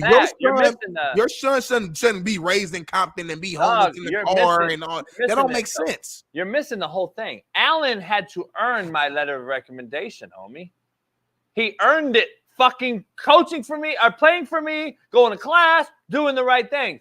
My son would have to earn it. If my son was a shitbird, I'm not recommending shit. I'm not putting my name. Because my name is the one that actually is put on Allen's name, on Latrell's name, on fucking all these different names. Yeah. So you had to earn that recommendation from me. Like, I want to be clear here. Nepotism is get the job regardless of my shitbird son. Look at Andy Reid's kids. No shot at him and all, but damn, let's keep it funky. He doesn't have the greatest track record of sons in professional football, where I know a lot of dudes that could be coaching. Same with Belichick's kids. Let's just keep it 100. They didn't earn shit. My counter to that though is Smitty, go ahead. Finish. Last thing. My last thing. There's always somebody else, right? So even let's say you do hire somebody, not from nepotism, like you actually hire somebody who worked their ass off. There's always gonna be somebody who probably worked harder than that person, and then harder than that person, and then harder than that. So there's always gonna be somebody who's missing out, or this guy should have got the opportunity over this guy. That it's not about that. It's about, okay, did you do enough to catch my attention? Did your resume have enough? Did you network enough? Did you showcase the best your best traits enough to the right person and build enough of a relationship to where it will garner me to give you this opportunity? Like, that's life. It's not always about the hardest worker always gets first place. I'm actually learning that that's not the hardest worker typically don't get the opportunity. Contrary to belief, in the real world, I take knowledge and experience over privilege every day. That's just me. If I'm hiring, I love it, and that'd be my own son. If you were better than my son, I'm hiring you. That's just is what it is. Steve Kim, welcome in. Let's welcome Steve in. Steve, I appreciate you. Steve Jalen Waddle just signed an $85 million deal. Yesterday, Nico Collins signed a $70 million deal. It seems like every day the market's going to go up. I bet you the Eagles are happy as hell that they got Devontae Smith when they did at a low cost, because it looks like Smith now is probably pissed that he saw these two guys get paid. And it seems like if you wait a couple more days every single day, you'll get more pay. Is T. Higgins next on this list? Dave, you're muted. Can you hear him? No, I can't hear him. Oh, okay. He unmuted it, but he might have to read it. It might be a mic situation or something. Hey, I saw you. Yeah, you go. Nah. Hey, you were mute. You unmuted it though. I saw it, but then maybe you have to re-enter, like go out and maybe come back in. Yeah, unplug the mic, plug it back in, refresh computer. Hey, is T. Higgins next? I guess was my question, because he's holding out, and probably a smart agent that he has. Because if you think about it, if you look at the days that go by, people are getting more money and more money as the days go by. It seems. Like, is Nico Collins pissed right now? You know what I'm saying? Are we looking at it like that? You think, like, now, look at Tank Dell. Tank Dell's possibilities now probably in next year is probably like, shit, my first deal is big. I got a ball it this year. I got to stay healthy. I can't be in bad situations. I got lucky. Like, you got to understand. I told Tank Dell, this is generational wealth on the line. You know what I'm saying? You got to think, dog. And we don't want to tell our kids this shit, but I do, because they know they're my babies at the end of the day. Dog, stay the fuck out of that dumb shit. Ain't no bullet got no name on it. I just, dog, you got too much to lose. You came from nothing. Tank came from nothing. So you got too much to lose. You got too many people to help. Stay your ass up out of that shit. Host your own motherfucking parties at the crib when you blow that mansion up. That's what I just tried to tell these cats, man. Then you got your own security. You got your own motherfuckers. You know who's there. Like, that's what cats do. You know what I'm saying? So, I don't know. That's just me. That's real rap. I'm with you on that. Hey, Bronny can shoot wide, though. When it's wide open, nobody's in his face. I just want you to know. I want to know who Bronny can shoot over in the NBA. I'm going to just be real, though. Let's be real. We really don't know enough about Bronny. He didn't play that much last year. He played 1 year. He had the heart situation where he came in. He didn't even start at the very beginning of the season. Let's bring him back. He had a limited role. So can you hear me now? Yeah. All right, there we go. What's up, fellas? Hey, Steve, I appreciate you. Hey, I asked that question because I think T. Higgins' agent is the smartest one of all. He's holding out because he knew this money was going to come down the list from all these different folks. And we just saw Jalen Waddle. And you can argue Devontae Smith has a very arguable, similar resume to date. He got underpaid, or is he undervalued? I don't know. But T. Higgins seems like the next guy to be paid. And I think the Bengals and Joe Burrow need to pay him, or he's going to walk. And the Buffalo Bills look pretty good right now for him. Yeah, I think it lends credence to that rumor that we heard about where one team wanted to draft an LSU guy to get rid of Jordan Jefferson, right? So I think the theory being, hey, these wide receivers are going to be expensive as soon as they hit that second contract. If we can get likewise production on a first-year contract with built-in minimums, now it becomes almost like that quarterback situation. Now, I don't know if you could do that with wide receivers. Are they really that interchangeable? But wide receivers now, it used to be a luxury item. That was the theory you build from the inside out. Now it seems as though they're almost becoming necessities right alongside quarterbacks. But then the question becomes, with the style of play and the rules of today's football, can almost any receiver be plug and play and get 1,200 yards?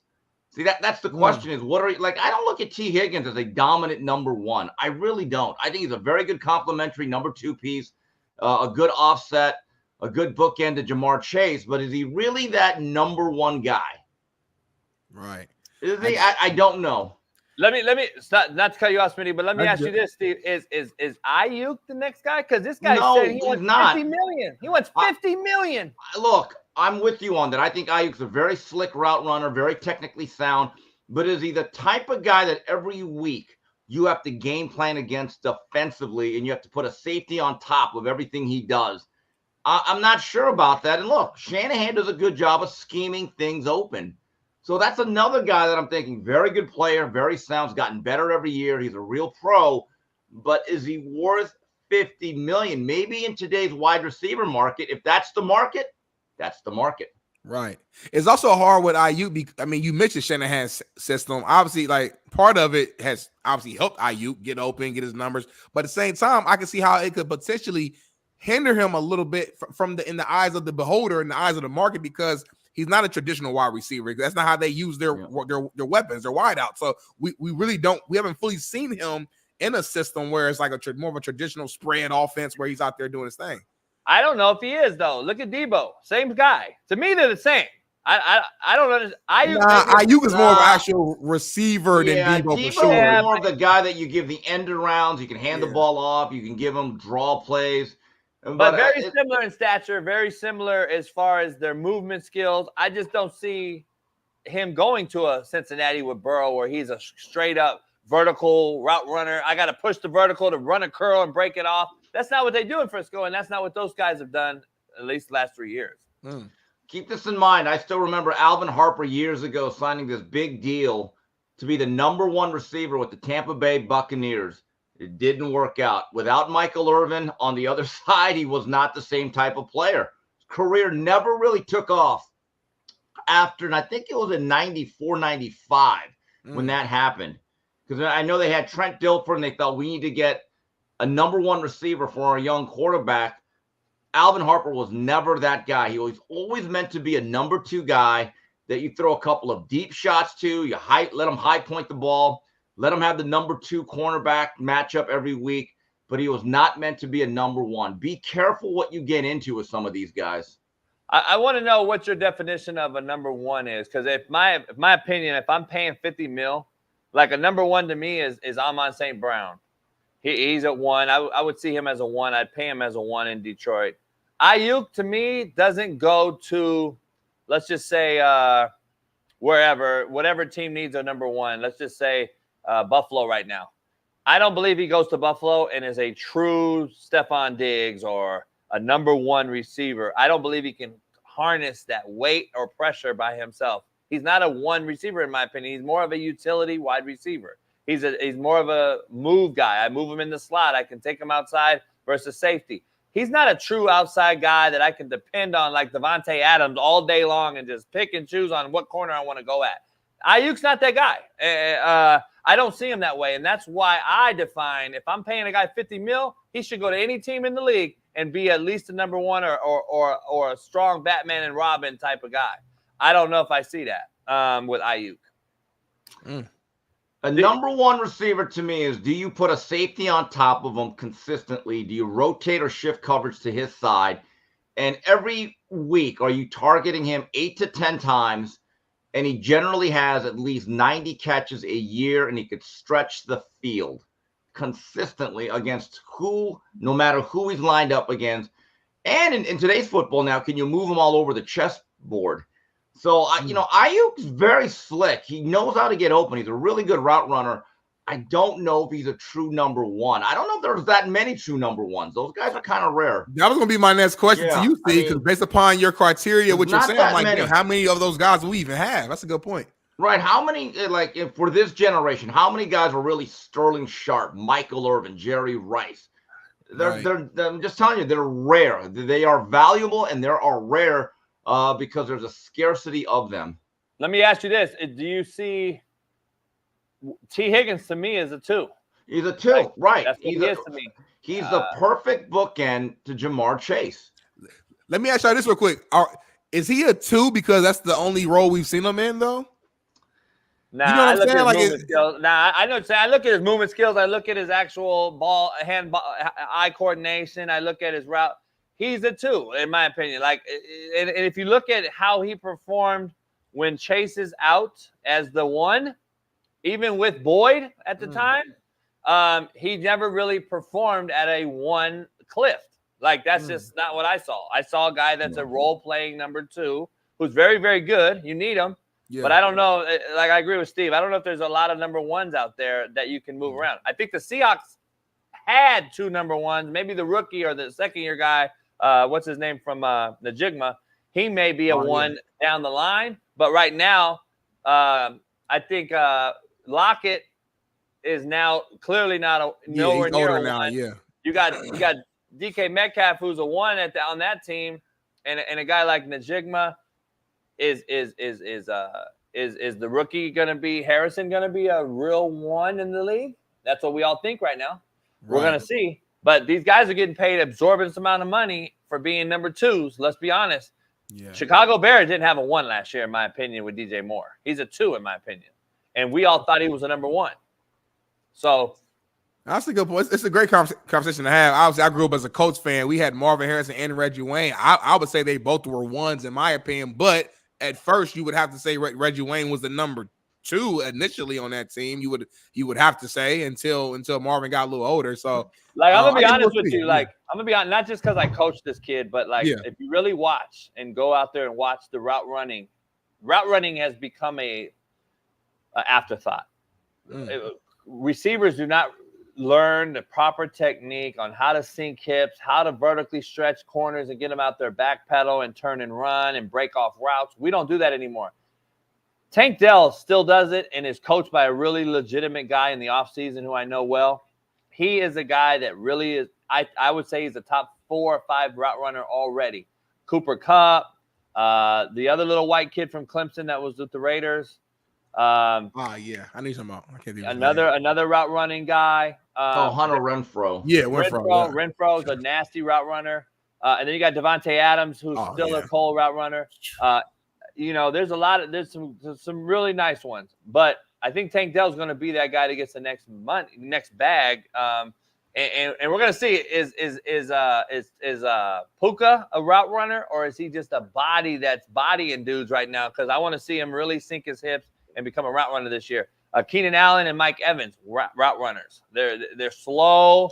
When you're slower, it's easier to become real technical and a route runner. When you're fast, like Tank Dell, and quick, you got to really, really be a special person at your craft. And Tank is so quick and explosive, and to be that stop on a dime, break it off, rerun, it's special. So I think Tank's going to get the next big bag in this thing. But T. Higgins is first, and I don't know what's going to happen there. Steve, I got to ask you a question about our NFC QB debate yesterday. We started today. We're doing AFC, but yesterday we did NFC. I want to get your top 10. I don't need your top 10, but I want you to critique Smitty and I's top 10. This is Smitty's top. Oh my God! Damn, Bailey. NFC QBs. I don't see. Bailey did me bad. It's all good. It's all good. Steve, he did not have Purdy on his list yesterday, but he had Caleb Williams. He made a mistake. He admitted to it. Is there anybody? There's 16 quarterbacks, Steve, in the NFC. Our lists are quite different, but my list actually has Purdy on it. It does not have Kyler Murray on it. It does not have Baker Mayfield on it. Would you put Kyler Murray or Baker Mayfield on your top 10 NFC? Baker, I would. He's won playoff games, more than one. And it looks like he's going to be a guy that's going to give you 4,000 yards every year, close to 30 touchdowns. The guy that I think is going to be a player on the rise is Jordan Love. I think Love in the last 6, 7, 8 weeks played a really good playoff game. And then in San Francisco, it looked like he was going to lead them, and it kind of fell apart late. Jordan Love, in my view, is the player this year that's going to ascend to being elite. He won't be just a good young quarterback. He's got a lot of help around him. I think he's going to be an elite quarterback by the end of this upcoming season. And that's why I put him at 3, Steve. I have him climbing the bill. And he could actually, depending on that conference with Jared Goff, those two can switch right there very easily. As this is a projection, obviously, and what we think's going on. Listen, Kirk Cousins, the injury scares me, or I'd probably have him above Dak Prescott in my book. But the injury scares me on what he's going to be and how healthy he's going to be. Jalen Hurts, I'm doing it as you got to shit or get off the pot this year. You had a down year last year. You got to either get back to what you were 2 years ago, or you may be off, way down this list. And Jordan Love with the young wideout core they have, I thought that was good. And then Jared Goff from what he did last year with Detroit. Those two battle first game of the year in Detroit. Stafford goes back to Detroit, Jared Goff. So it's going to be an interesting matchup there. Dak Prescott, to me, it's in a contract year again. He has to either shit or get off the pot, or I don't believe he'll be the Cowboys quarterback next year, and I don't believe McCarthy will be the head coach either. I think that'll be Belichick and somebody new. That's just my opinion, but we'll see. We're going to do AFC today, but I think if Stafford stays healthy, he's the best ball spinner in the NFC, clearly. Him and Goff are the two best ball spinners in that conference, but I don't know. I know you're not high on Daniel Jones. Nobody does like him. I like him. I think he's going to have a resurrectional year. I think he's going to be good. Geno's still a good big-time ball spinner, big arm, accurate. And then I think the number 10 deal on my Steve, just to explain it to you, Bryce Young, I think, has a breakout year. I liked how he finished. I liked how he finished. That's a bold statement. He was bad, and he has no help. I know he doesn't have help, but last year finishing the season, he was really a lot better than a lot of people, the naysayers, thought. And I like what I see from Sam Darnold. Only reason I have that, if Sam Darnold starts, I got Sam Darnold there over Bryce. So I just don't know. Are they going to start this rookie McCarthy? Or are they going to start Sam Darnold? I don't know. So we'll see. What do you think about Aaron Rodgers and his foot? What did you see when you saw that? What did you think? I didn't really see him. Look, I'm assuming he's going to be healthy. Look, they loaded up on the front line. They actually invested on offensive line, which was one of the worst positional groups in all of football last year. If he's healthy, Garrett Wilson and him are going to do some great things. Again, you got to be able to keep him upright. Modern technology being what it is today.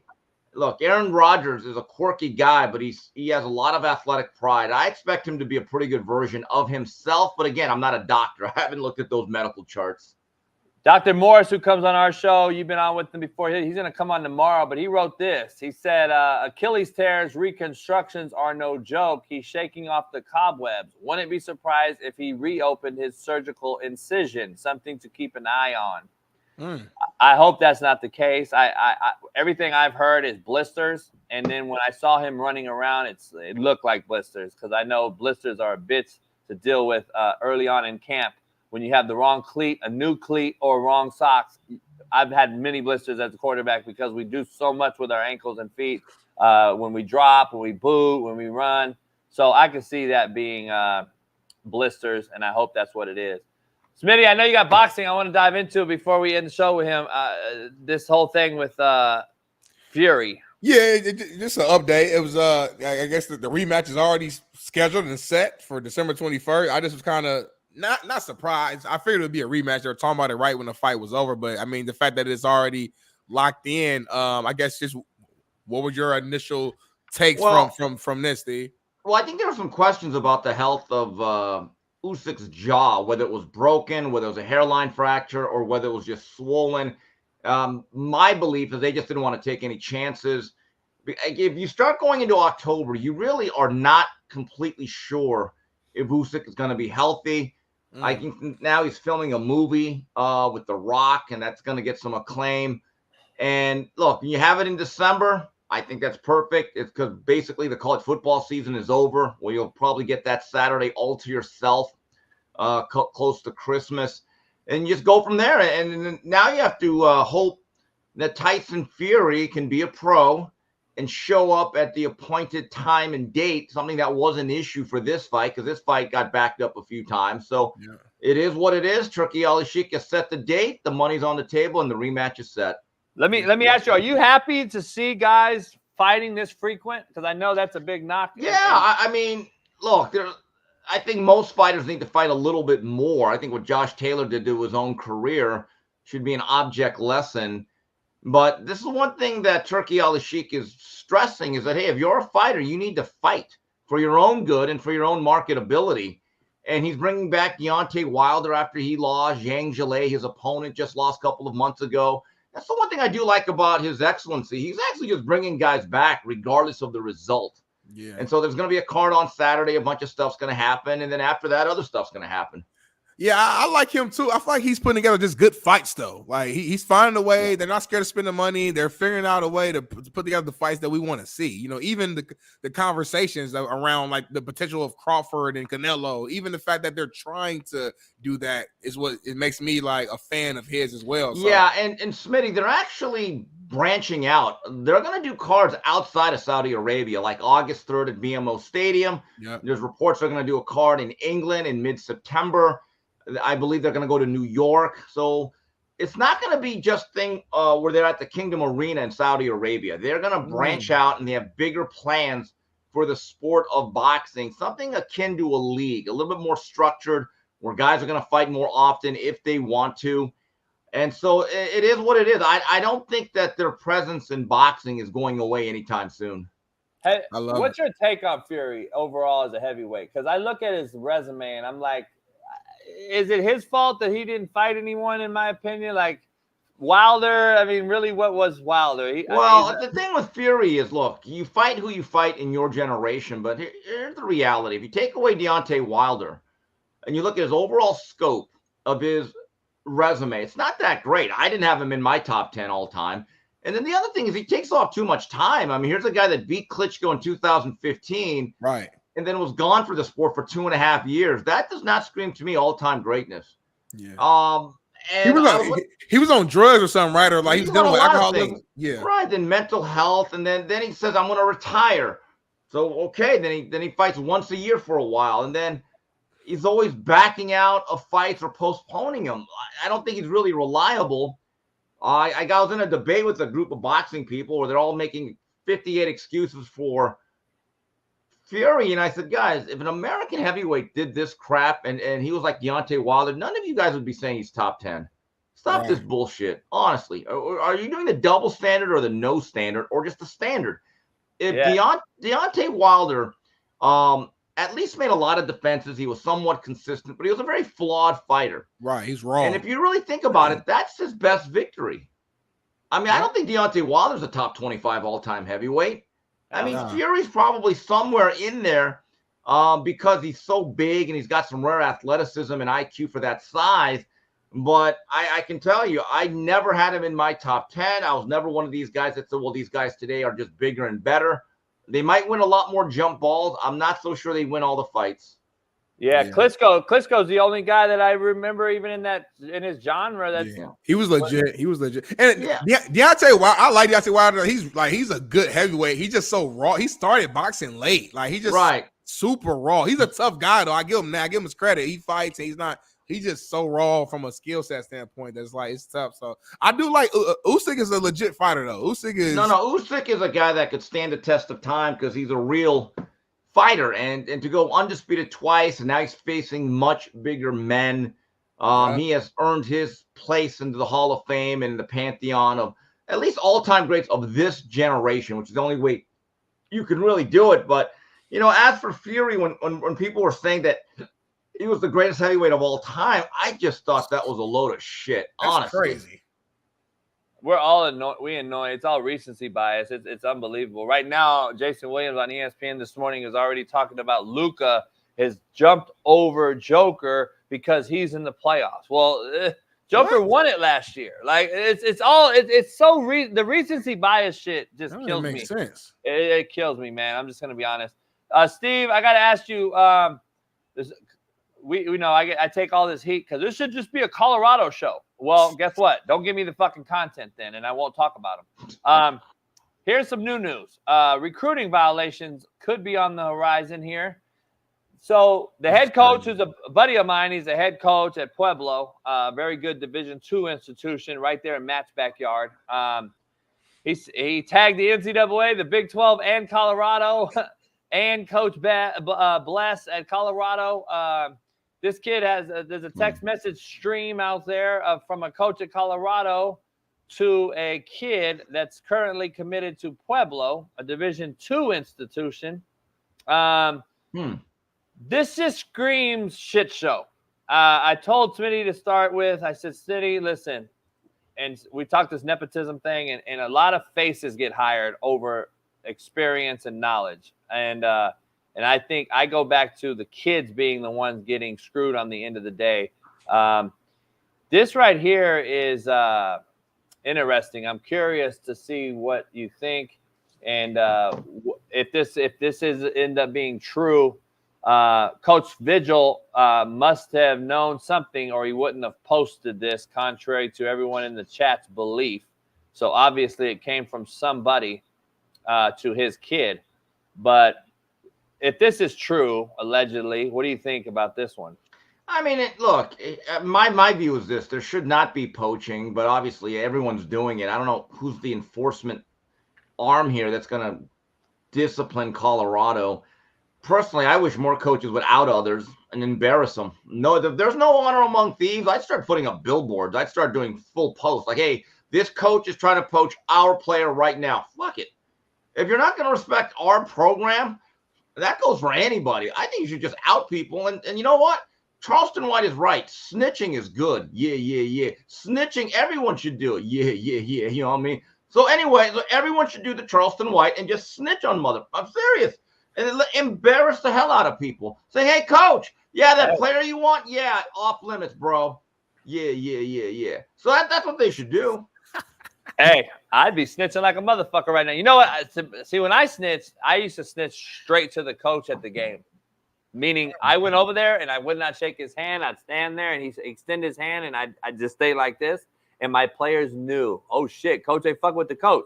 Because you do that shit and you act like if you didn't do it. And I used to face that every single time, every year. In JUCO, high school, wherever, cats would always try to poach my guys. But then I was like, all right, I ain't going to tell nobody. Because I know my kids ain't leaving. Hey, if I was the Commissioner Kim, and I know people disagree with me, I don't care. I'd say you get one transfer and you still have to sit out a year. Oh, yeah, I'm with you on that. Bring it back to that's how it was when I played, which wasn't that long ago. This whole notion that you should just be able to transfer every single year without penalty or like what? What? Right. No. Right. The only exception I would tweak is like if you're if you're a graduate, senior, you've earned that. You have earned that. But all this other stuff, no, sit out a year. If it's really that important to you, it's a year. Don't worry about it. You're good. If your head coach leaves, I feel like maybe that's one little, because that's, if JB recruited me and sold me this dream, and then he leaves after 1 year, it's like, well, damn, I came here because I wanted to, play under JB. He's gone. I feel like that should be one exception. But I'm with you, Steve, like in a large part. Like, this is out of control now at this point. I see these players that literally are on their third, fourth school. I'm like, bro, you're not even playing. It's like you're so busy transferring, you're not even on the field. I remember those jackets in the 90s. I think they were NBA jackets that had all the logos. That's what these guys Letterman jackets must look like. I was like, geez, it's like, bro, it was your goal to play for every major P5 or regular conference in football. I mean, how in the world are you you got to understand one thing. You're not going to be playing this game into your late 20s. You better set some roots foundationally that are going to help you for the next 40, 50 years of your life. Right. That's why when some of these kids, when all they're talking about is what is my NIL package, you better think long and hard if that kid is worth it. because that kid's going to put himself up for sale every single offseason, him and his father. That's the reality of this thing. Yeah. Hey, Coach K, fake news, but the head coach at Pueblo posted it, and I know him very well. So show me the fake news part. You dumb fucks also are dumb fucks.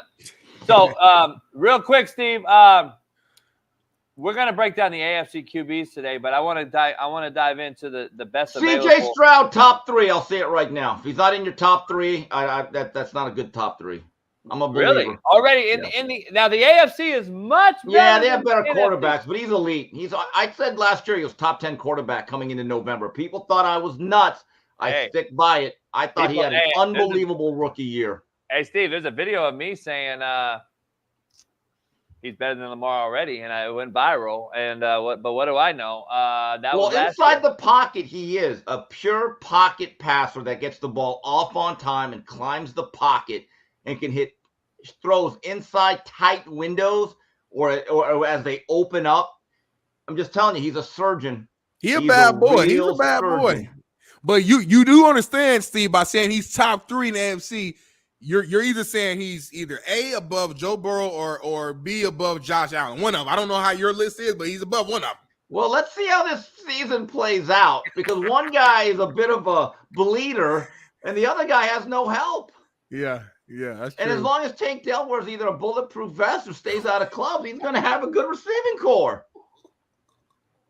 Hey, Steve's on fire today. I'm just saying, Tank, stay out of clubs, brother. Tank, stay out of clubs. Seriously. Hey, I told him that directly. I told him that. Oh shit. I'm just saying. It's great. I mean, it's true though. Can I show you the intro to the new kids that are coming into Colorado? More Colorado, huh? Right. Well, I'm on with Jason Whitelock here. Jason Whitelock. That's your new nickname. Thank you so much, Steve. Jason Whitelock. That's perfect. Steve been calling me that. That's my name. It's my first time here. I ain't never heard it. I know, because you're like, you tune out anything that has white in it. Going out. Hey, Bailey, have we got the video or no? All right, here we got. Let's go, Bailey. Let's show this. This is the new 30. I play defensive tackle. My name is Nikhil Green. I'm a transfer linebacker from Pittsburgh, Pennsylvania. My name is Dale Hayes. I'm coming from Pitt grad from Pittsburgh. Johnny Cheney, transfer linebacker from Orlando, Florida. Cameron Hawkins. I'm a transfer from Orange County, California. I'm a long snapper. My name is Tariq Thomas. I transferred from the University of Louisville.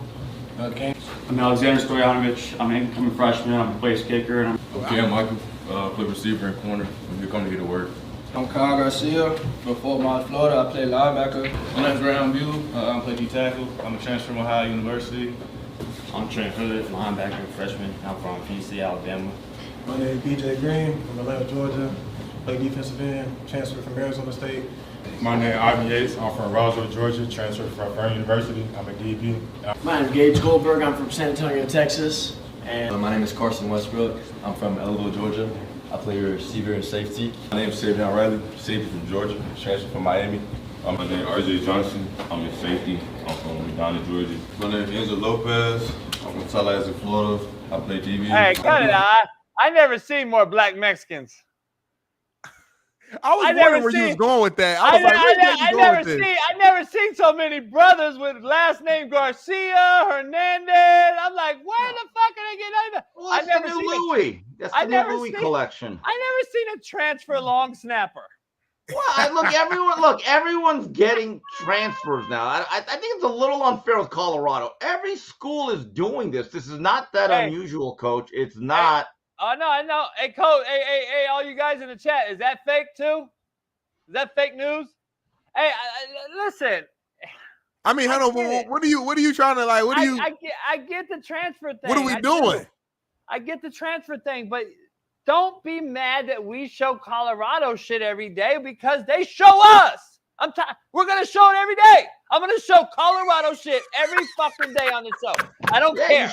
You show me. Hold on, but coach, what that scene right there? Every school does that. Yeah, like that clip was nothing. Yeah. What is that? That's your 30. That's your 30 transfer. He's reaching. Okay, but coach, every team now has at least a dozen to 24 transfers. That is just the way of the college. This is every portal opening. Right. Well, okay. Well, I'm with you, but you're making it sound like Colorado is the lone outlier. No, every school nowadays is going. They're dropping guys off the waiver wire and they're picking guys up. That's the way it works. I don't like it. It is. Not at all. I'm not tripping on that. What I'm tripping on is they anoint these cats as this is who we have. It's blown up on social media. By the way, those cats just left another school, Smitty. Well, I know. For the same reason. Look, one of those kids was from Vanderbilt who's at Miami for about 3 months, and now he's at Colorado. So this young man's been at 3 programs in about 7 months. Bro, Vanderbilt's a good school. You might have been better off at Vanderbilt. That's kind of like the best academic school in the SEC. They actually produce NFL players, but you get a degree from Vanderbilt, you're good. Now you couldn't at Miami. I don't think he got passed up a little bit by a couple people. Fine, it happened. So now you're at Colorado. I wonder, does he even want to be at Colorado? I don't know. Just you're better off at Vandy, Savion. Really, you were. Hey, those guys right there. By the way, those guys right there.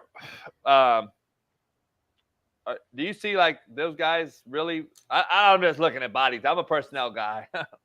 Like, did you see any like guys? I saw some dogs over there. Yeah, I mean, look, the guys from Pitt can play. Those guys, look, they're not without pads. They're going to play with pads, coach. Don't worry about it. They'll look bigger on the field. Yeah. Hey, keep going to the linemen. I want to show the linemen.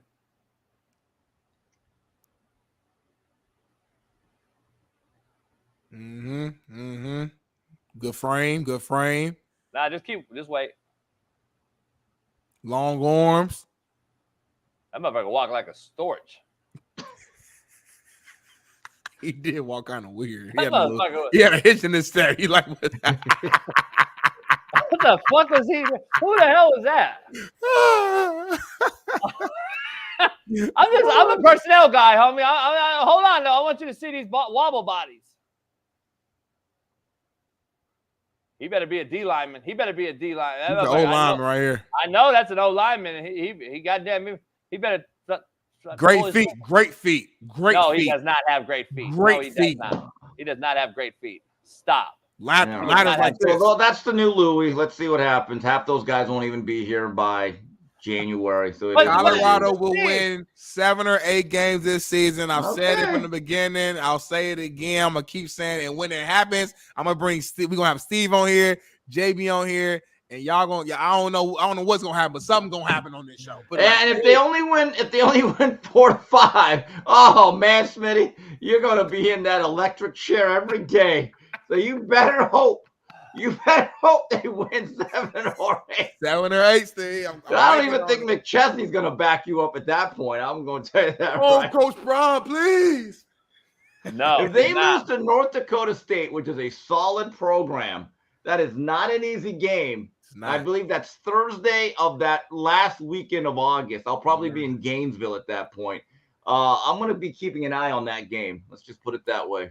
Yeah, I'm nervous too. All hell's going to break loose. Hey, speaking of AFC real quick, Steve, just off the top of your head, who stands out? We got Mahomes. Are you expecting anything from Aaron Rodgers this year to be back to what he was?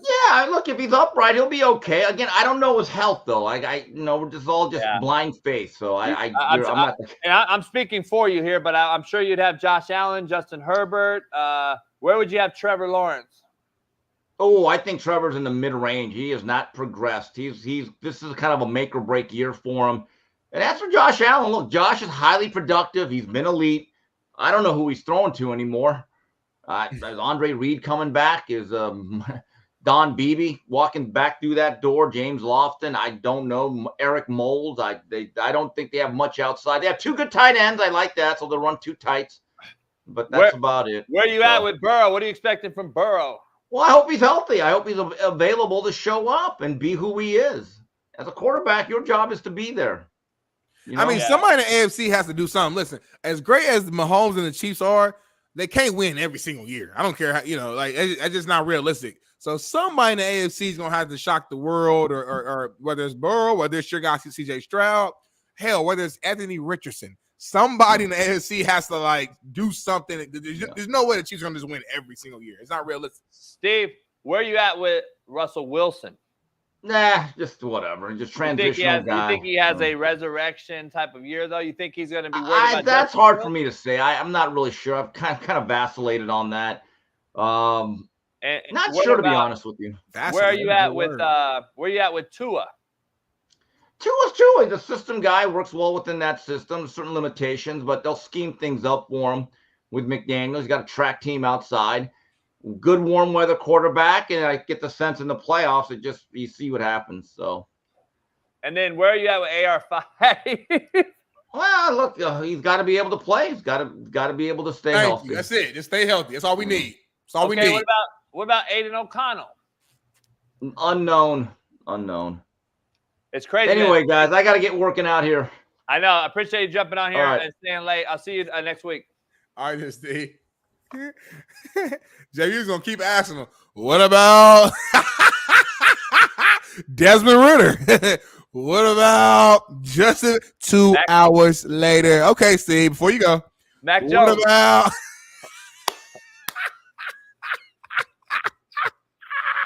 Steve is trying to leave for a long time. Look at this shitty list here. Best list in the fucking world right there. Horrible list. Great form in the middle. I'm not a hater. Perfect quarterback throwing. Hey, by the way, I think I have 10 O-linemen in the NFL right now. I think I know what the fuck O-line should look like. They should be about 6'7", 330, little legs, big fucking chest, long arms, big hands. I think I know what O-line look like, you fucking idiots in the chat. Slow down a little bit. I think I know what O-linemen should look like. By the way, O-linemen should not look like 5'11", big hanging titties, short arms. Okay? Sorry. I think I know what the fuck O-line looks like. This is 5'11", though. I don't know how you said 5'11". No. Yeah, well, you're a D lineman. I said O-lineman. I know. I'm just saying. You said 5'11" a little too aggressively, I think I know what O-line looks like. It's May. They going to burn all that little baby fat in the summer. What? Are they freshmen? They going to burn all that fat in the summer, JB. Transfers, Smitty. Exactly. So he has to get them right. These aren't kids coming out of high school. The strength and conditioning coach, JB, you've been in college programs. That's what a June and July is for. It's camp. Hold on. These guys are transfers. They've already been in a Power 5, Smitty. Horrible situation. That's why they transferred. What are you talking about? I'm saying that's not their last body. Like that's not their August body. That's not their ending body. Like their body's gonna go through some shit. June and July, they're running 110s, so 3-yard shuttles. You gotta do a first body and a last body segment. Holy fuck! What are we talking about here? That's not the final form right there, JB. It's May. Out of shade. Shitting me. Like you motherfuckers will defend everything Colorado does. Colorado brought an O-lineman and the motherfucker came into the building. This O-lineman and shit. Smitty thought this motherfucker was the best motherfucker.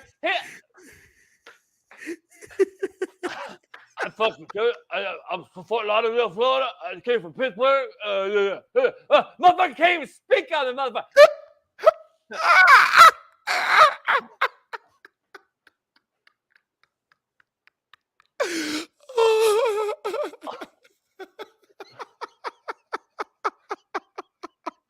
I'm from Fort Lauderdale, Florida, and I'm here from Pittsburgh.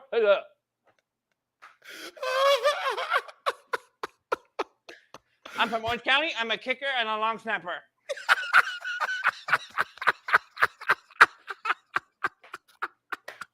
I'm from Miami, Florida. I'm an old lineman. I'm 5'11", 360. I got titties hanging to my kneecap. Guess what? I'm here to ball. I'm here to work.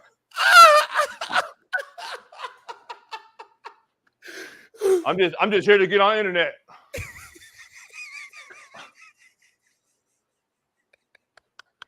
I'm from Fort Lauderdale, Florida. Deion's hometown. I was at Pittsburgh, and I just want to ball. I just want to ball. Come on, homie. Fuck, dog. It's a show. It's a shit show. It's a shit show. Motherfuckers 5'11", 360. Cats in the channel talking about he's an O-lineman. Get the fuck out of here. Homie. Why everybody from Fort Lauderdale? Because everybody on that thing was up for Fort Lauderdale. I was like, God damn, homie.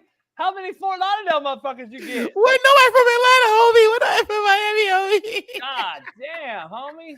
He had one Orange County, homie, and he was the long snapper. What the long snapper say, JB? What he say when you walked in?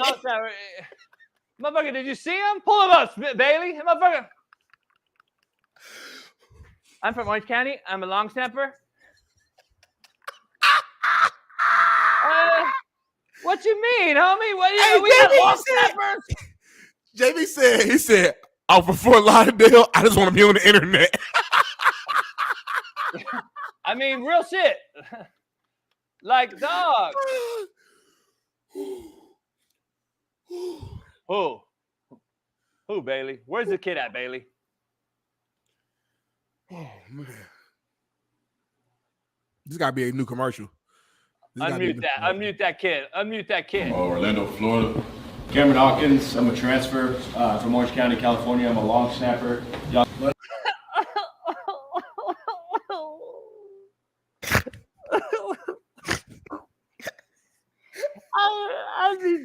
Homie, first of all, this is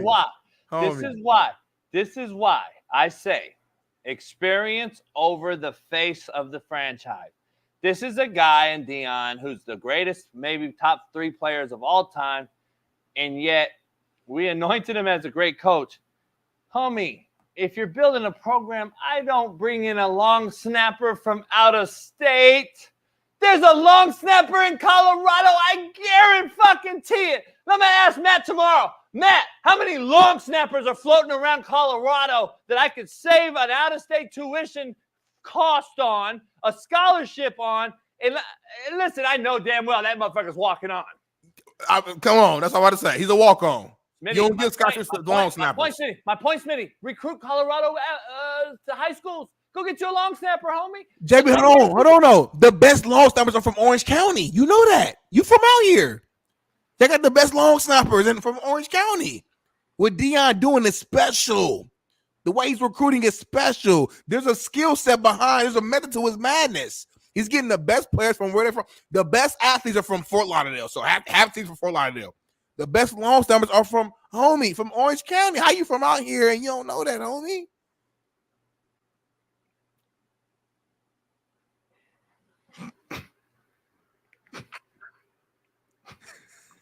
That motherfucker walked on there, homie. Don't do it again. Don't do it again. I'm O-lineman, Fort Lauderdale. I'm 5'11", 360. I'm ready to ball. Motherfucker thought, everybody in the chat thought that was a big-time O-lineman. Motherfucker, you thought that was a big-time O-lineman, homie? He's not ready to ball.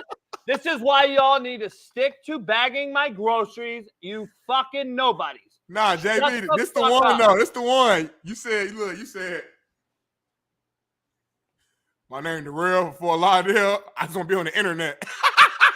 Yeah, that's who it was. That motherfucker, he just want to be there. I want to roll in Shador's fucking Cybertruck. Oh, man. I needed that. Man. That was funny. Golly. I can't wait till we get in the studio, man. Some of these segments going to be crazy in studio. God Some of these moments going to be crazy in studio. Homie. I don't know, homie. What's next? It's 8:30. Shit.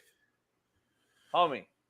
Catch the Tom Brady roast, and would you ever want the UFC to do something? Oh, man, Tom Brady was a bro. What? He got mad. Don't talk about my wife like that. Listen, you fucking pussy. You signed up to be made fun of. You can't handle it. Don't fucking do it. Me, I don't know if I can handle it. I might be. Hey, you shut the fuck up. But yeah, nah, dude. Fucking, I He handled that like a fucking woman, dude. You act like a fucking girl and you pet fucking goats and you post gay fucking photos. You're like, man the fuck up. No one thinks you're tough, Tom Brady. You're making fun of a fucking comedian, you fucking pussy. Sean Strickland just clickbait, man. He just always want to be on the side of the tough guy who can beat up military cat. We played a video months ago. You probably don't remember of him Navy saying SEAL. like Navy SEAL. Yeah, Navy SEAL. He said, I will kill you. I'll put your thumb in your ass. He was breaking it down like I would fuck you up. But this is Sean Strickland. I'm not surprised, man. I don't have much for it at the end of the day, man. Brady, look, hold on. It kind of countered his own statement. He said Brady was soft, but then he followed up and said, I don't know if I can handle it, though. I'll be honest. So hold on, which side are you on, homie? Like either you can handle it or you ain't. No, that's why he was saying I wouldn't have did it. He was saying I wouldn't have did it. I watched the whole video. He was like, I wouldn't have did it if I. Well, maybe Brady thought he could handle it. But you don't come out after taking 20 mil though and talk shit. That was my point on my. But they had him on the pod. They asked him a question though. Like I'm not talking about what he just said. I'm talking about what we said on this show. My whole take for Tom Brady was don't take the money and don't do it. Exactly what he just said. But at the end of the day, it is what it is. You now are reneging after the fact that you took the money and you got roasted. Now you're talking about my family, my wife, and my kids. Homie, don't do it. That's my whole point. So I hear you. I just think again. I don't know the Strickland cat like that. I don't really know. I don't know. I don't watch MMA, so I don't know shit about him. I know him a little bit. I know he's from here. He's from Corona, I believe, right up the road here. He's from Cali. So listen, I don't know anything about him other than what he says. But he lost his last fight, right? Yeah, I mean, you gonna take L's in UFC usually, unless you're John Bones Jones, who's the GOAT. But other than that, you're gonna take L's. I did not agree because I know my brother's a Navy SEAL, bro. Navy SEALs would fucking eat him. I'm just telling you, there's a big difference. And I go back and forth. These guys on the internet, MMA would kill a Navy SEAL. You're out of your fucking mind. You literally don't understand. It's a different mindset. It's not even mindset, bro. It's a total different. Those aren't real like humans walking around. You don't see Navy SEALs just walking around. You would know. I'm just telling you. I want to meet one and have them teach me some shit. Nah, there's not. They don't do that because they would actually like kill you maybe. Like these motherfuckers, they flip the switch, homie. These cats they have to go once they are going. There's no.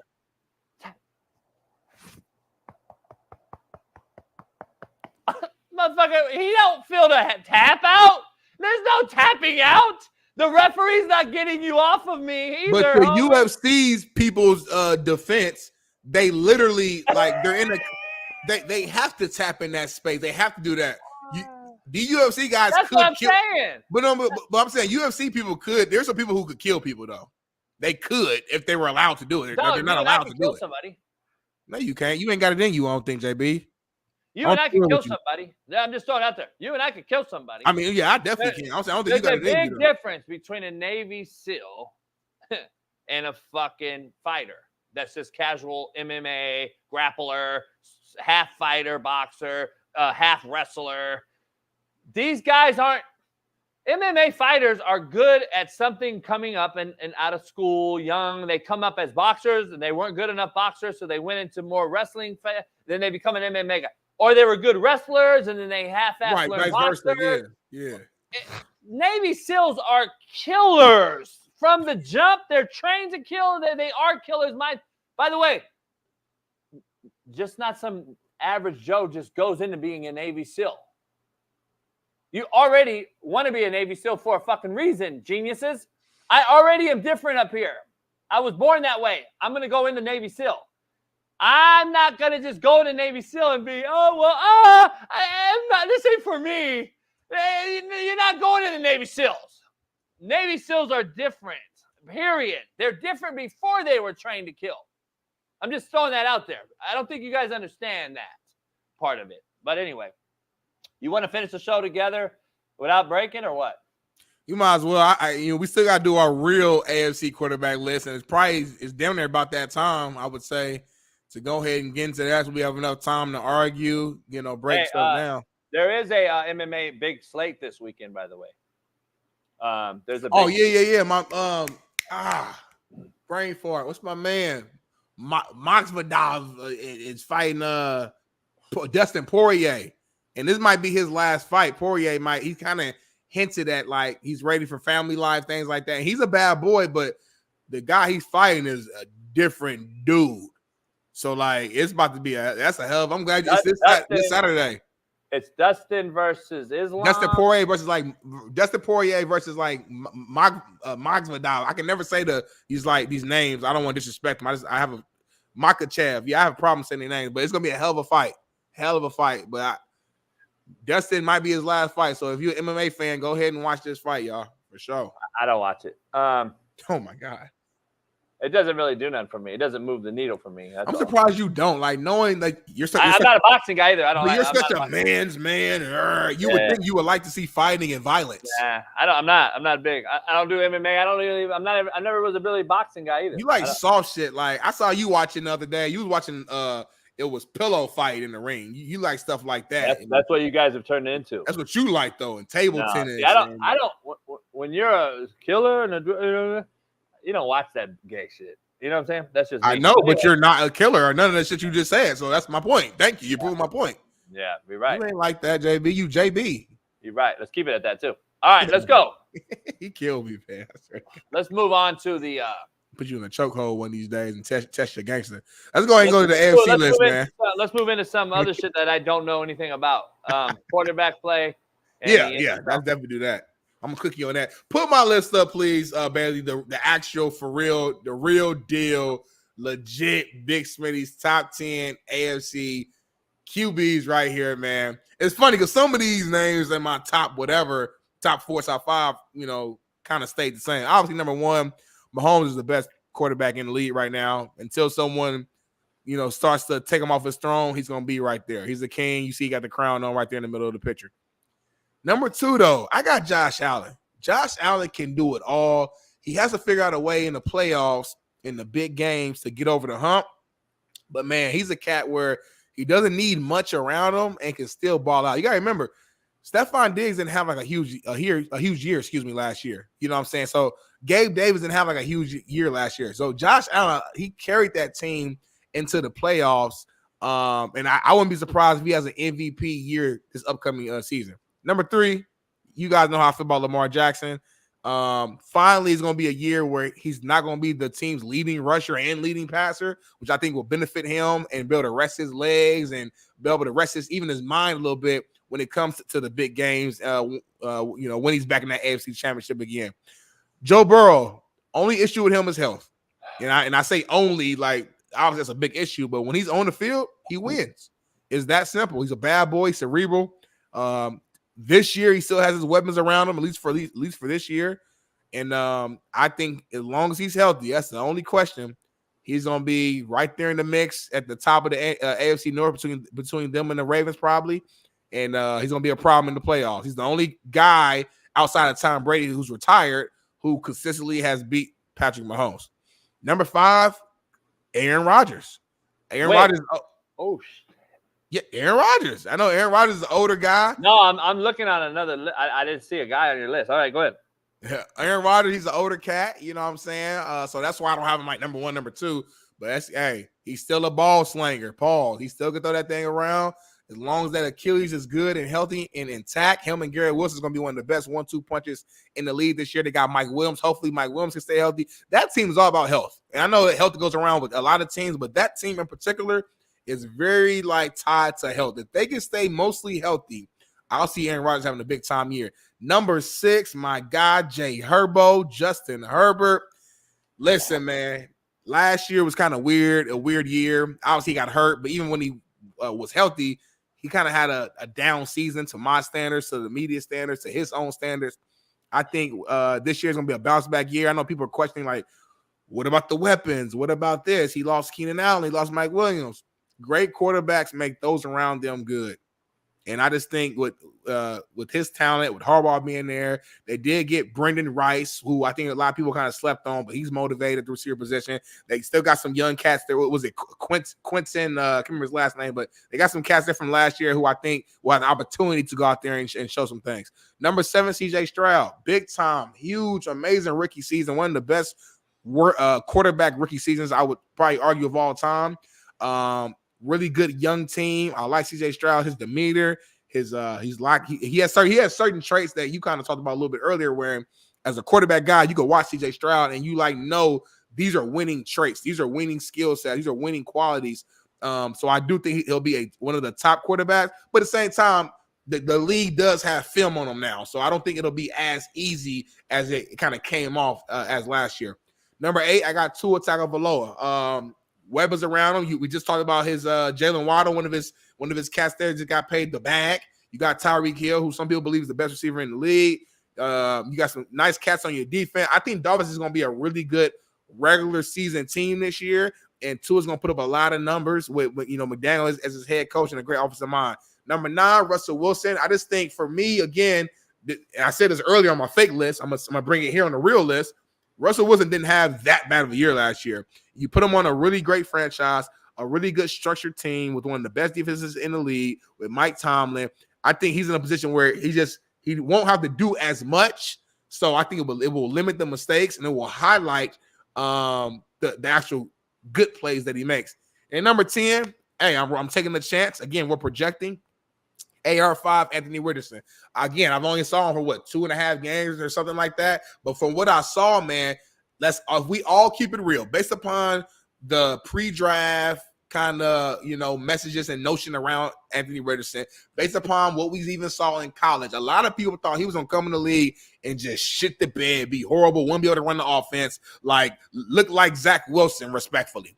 He did not. He went out there, ran the offense efficiently, ran the ball well, threw the ball decently. Again, he's not Mahomes, he's not Brady, that's not his type of skill set. He ran the Shane Steichen offense to a T. Only thing he needs to do is be smart and slide and avoid the big hits. I think the Colts have a very underrated but very highly skilled team around them. And again, the combination of quarterback and head coach, who's a great offensive mind, and Shane Steichen, matters. And system matters. Your team you're on matters. I think all that will uplift Anthony Richardson and allow him to be a top 10 quarterback in the AFC this year. This is my list, and I'm confident about it. Leave it up. Your quarterback breakdowns concern me going forward on the show. Okay. This is a horrible breakdown list. Okay. I like your takes. I like your thoughts into each quarterback. Your AR5 thing is this. Did you forget somebody again? I'm just asking. Nah, this time I didn't. And I think I know who you're talking about. So a guy that only played a couple of games that got hurt, you're going to put over a guy that's 3 years in who's already won a playoff game and moved on, and Trevor Lawrence. Trevor not on this list in the AFC is kind of baffling, especially like Tua on your list over him. So here's the thing. Tua on your list over him is alarming to me. AR is definitely alarming to me over anybody. AR cannot be on a top 10 list. He's like Caleb Williams. He's basically a rookie again. If you said Will Levis, I'd actually have more respect. Will Levis actually played and showed some things on a bad franchise. It seems homer to me. No, let me ask you this. Outside of Anthony Richardson, though, be real. All right, outside of him, because I admitted that I'm rolling the dice. I'm projecting. Outside of him, are you really that mad that Trevor's not above any of those other cats? Like, even Tua, like, are you mad? If someone said, hey, I think Tua's better than Trevor, are you going to stand on that hill and, hell no, that's like, that's not an insane take, right? Nah, not insane. That's all I'm saying. Like, I mean, Anthony Richard, I would borderline insane because you're projecting. Like, he's a rookie. And I led with that. I said I'm projecting. And again, I think system matters. I think offense matters. I think people around you. I think all that matters. Listen, at some point, we gotta look at Trevor Lawrence and call him over what he is. Like, he's not a bust. I'm not gonna say that. I don't want to go. That's not fair. But we had this cat like he was the next Andrew Luck. Did y'all forget how highly recruited, how highly sought after this cat was at Clemson after he won that and he went to the Natty and stuff? We were talking about, hey, we got to find a way to get him to NFL after his first year playing. We gotta change the rules. We got to do this. And he has fallen short of that expectation by but far. It's weird that you have like a Kyler Murray on your list and a Caleb Williams and an AR5. Trevor Lawrence has done more than all those guys. It's not weird because we're talking AFC, NFC. NFC has a lack of quarterback. But the your AFC is rationale, loaded. The AFC your is rationale, loaded. how you just explained your rationale though doesn't make sense on other guys you put in your list, NFC and AFC. That's my point. Like you just said something about Trevor Lawrence that literally pertains to Kyler Murray. Literally. No, Kyler Murray was not recruited. No, hell no. I'm time out. Trevor Lawrence is on a whole nother level when it came to what go back and look at what scouts were saying about Trevor Lawrence, homie. In football, bro. Kyler Murray was the number one recruit in America. I ain't say he was a better athlete. I'm saying when it came to Kyler NFL, Murray was the number one recruit in America. What are you talking about? I'm talking about coming into NFL. They were talking about Trevor Lawrence like he was a for sure thing, like he was the next Peyton Manning, Andrew Luck. Just like your guys did, you anoint. They won the Heisman. They're the best thing. They're the number one pick. What do you mean? They wasn't. No, you must be having like a fucking. You forgot. Trevor Lawrence was talked about on a different level. The way Caleb Williams is being talked about right now is how Trevor Lawrence was being talked about, contrary to belief. Go back and look it up. I'm not making this shit up. This is a fact. They hyped this shit out of Kyler Murray coming out of college. What are you talking about, dog? He was as much pub as fucking Trevor Lawrence ever got. Kyler Murray was the number one talked about guy. Listen, I'm just saying the rationale you have for those guys, you have to have the same, like you say to me, same energy for this guy. I don't get the difference. AR5, Caleb Williams, Kyler Murray, some of these guys to me are in the same boat predicament as a guy in Trevor Lawrence who had to have a college coach year one who was finger bootying broads at the bar. And then he had to get a real coach. And you saw the difference in what he had in an NFL coach to a college guy that's never coached in the NFL to now. Now he hit a little bump just like Jalen Hurts did last year. We don't want to talk about that. And now we're going to see this year. I've been saying it the same as you. Trevor Lawrence's year is make or break this year. Just like you said Justin Herbert is. Just like we've said Jordan Love. Jalen Hurts has to do it this year. All these different guys are make or break years this year. Dak Prescott. A lot of these guys are on the cut this year, in my opinion, from either shitting or getting off the pot.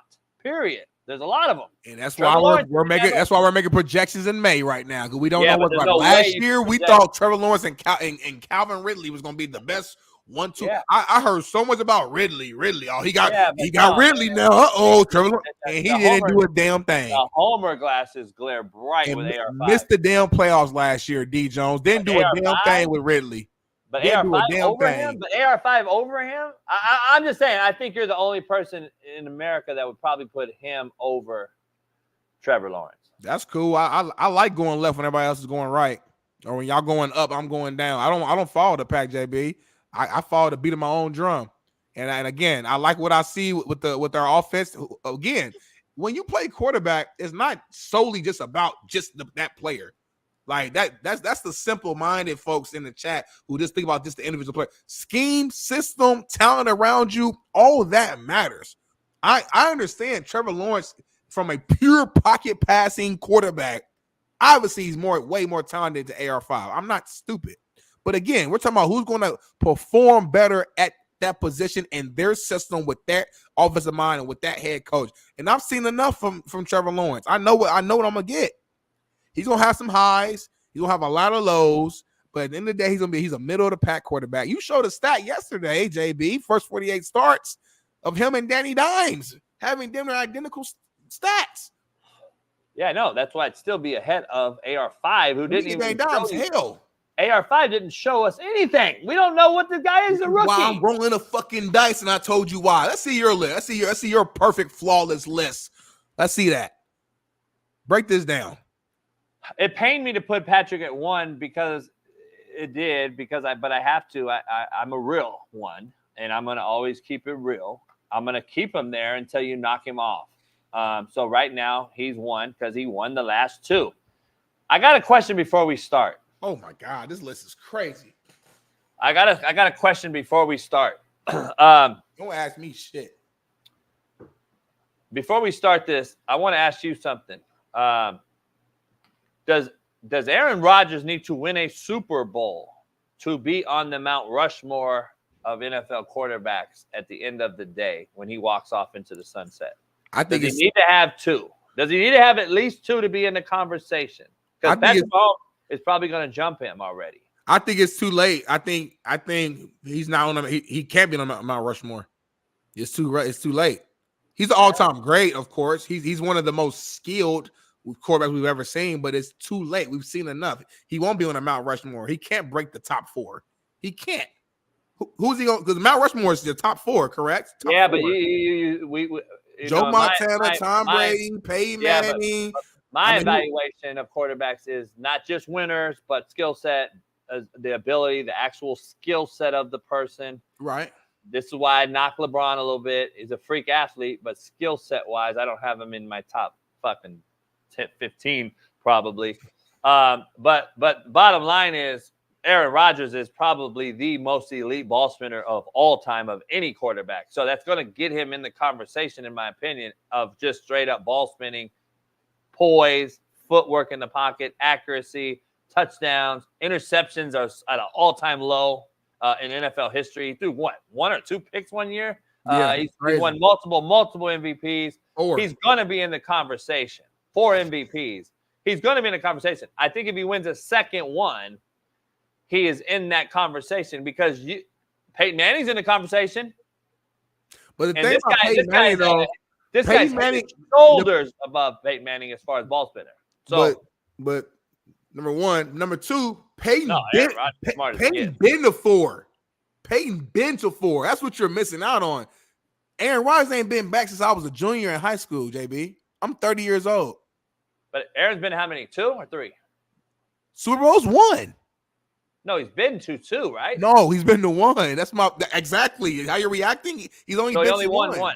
He's only been. He only went to 1 and won 1. He's 1 of 1. No, he didn't. He lost to Ben Roethlisberger in Pittsburgh. He's 1 of 1. He's been to 1. Bet me Is that money. Who he beat Pittsburgh. Yes, he won 1. That's it. That's all his right, 1. So he beat Pittsburgh. He beat Pittsburgh and Ben Roethlisberger, but Ben has 2. That's where I was confused. Ben got 2. Ben has 2. Aaron Rodgers. He was in the NFC Championship year after year after year with really good teams. So he went to 1. So he's 1 for 1 in Super Bowls. That's the problem. He's been owned by the Niners in the NFC West finals every year, seems like. And he can't get over the 49ers hump. And at least Brett Favre went to 2. You know, yeah, like I just still think if he gets a second one, by all other things, 4 MVPs, touchdowns to interception ratio, ball spinning ability, I still think you're going to have to put him in the conversation. Just period. If you're going to have Peyton in the conversation, I love him. If you're going to have Peyton in the conversation, because Aaron Rodgers is clear head and shoulders above him skill set wise. If you're going to have him in the conversation, clear head and shoulders above Tom Brady skill set wise. But at the end of the day, though, yeah, but you can't compare 7 to fucking 1.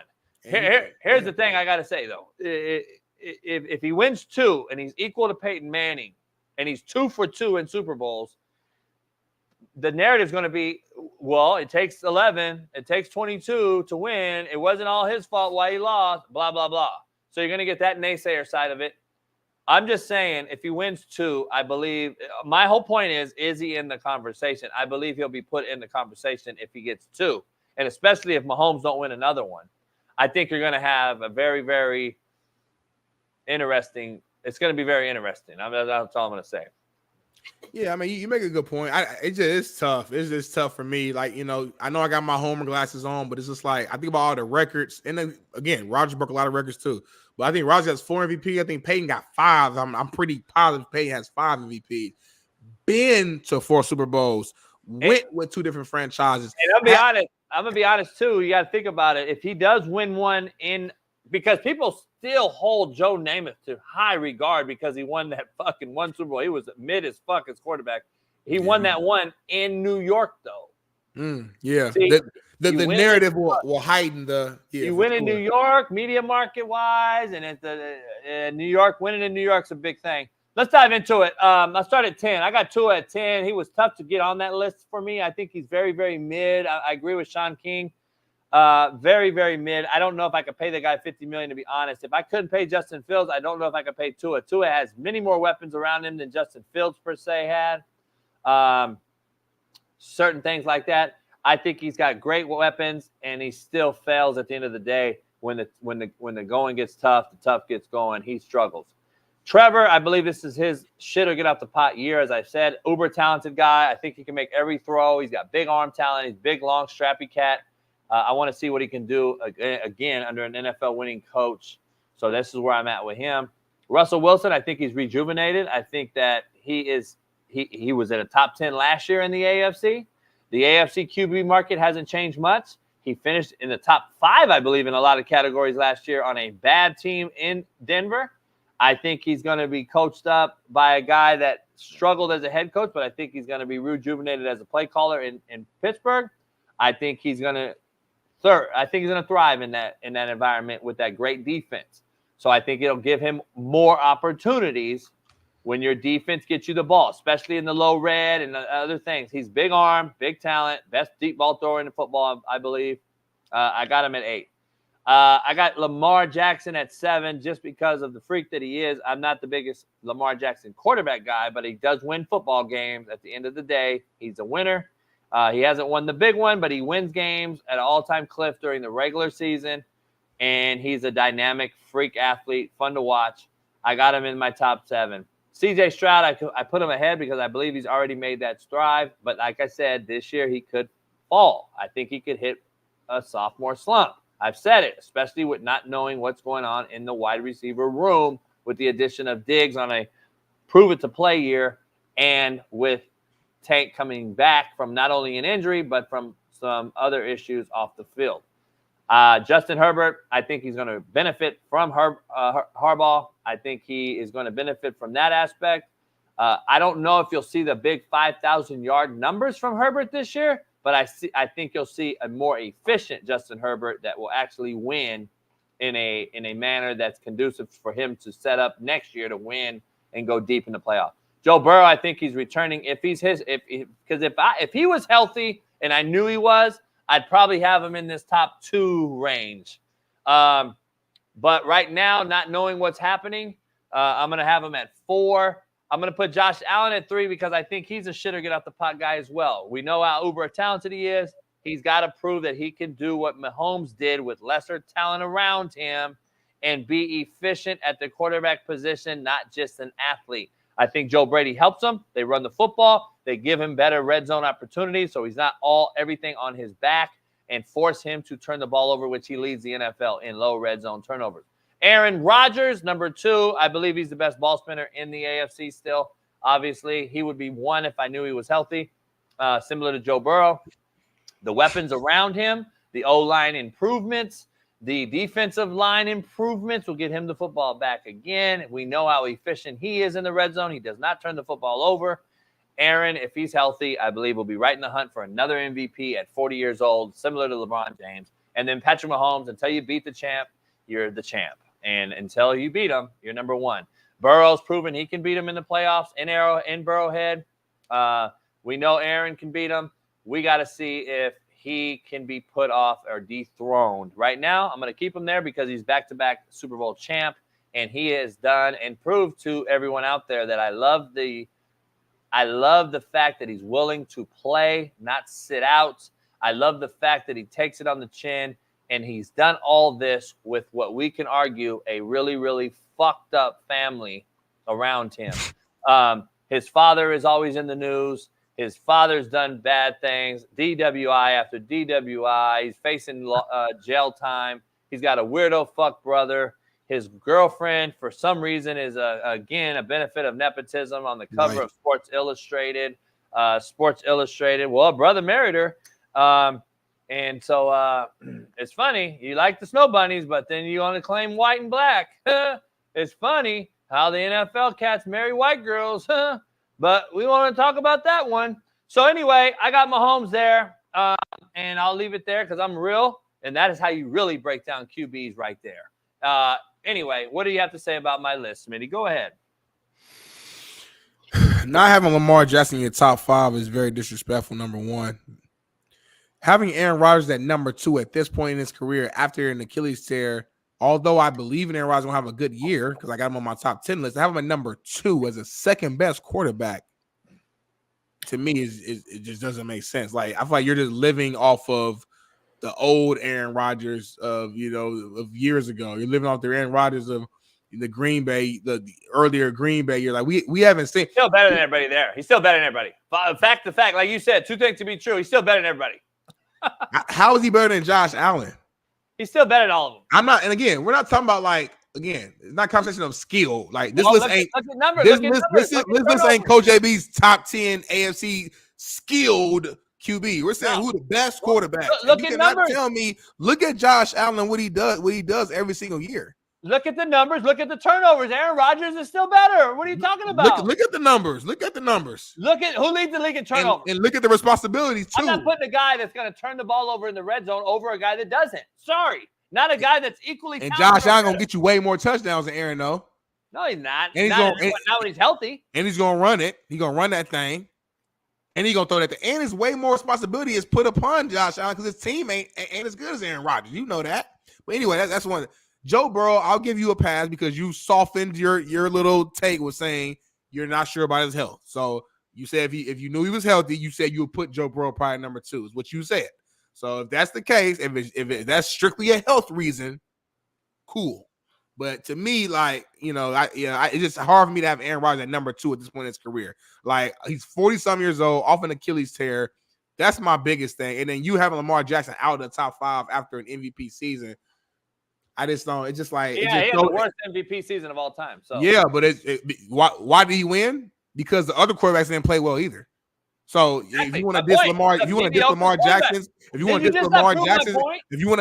Jackson's MVP, cool. But diss Mahomes, diss everybody else who didn't have a great year. Did you not just prove my point that the NFL quarterback position? This past season, you were correct. This past season, you were correct. You were correct. Been this way. Nope. This past season, you were correct. We'll see how everything changes this year.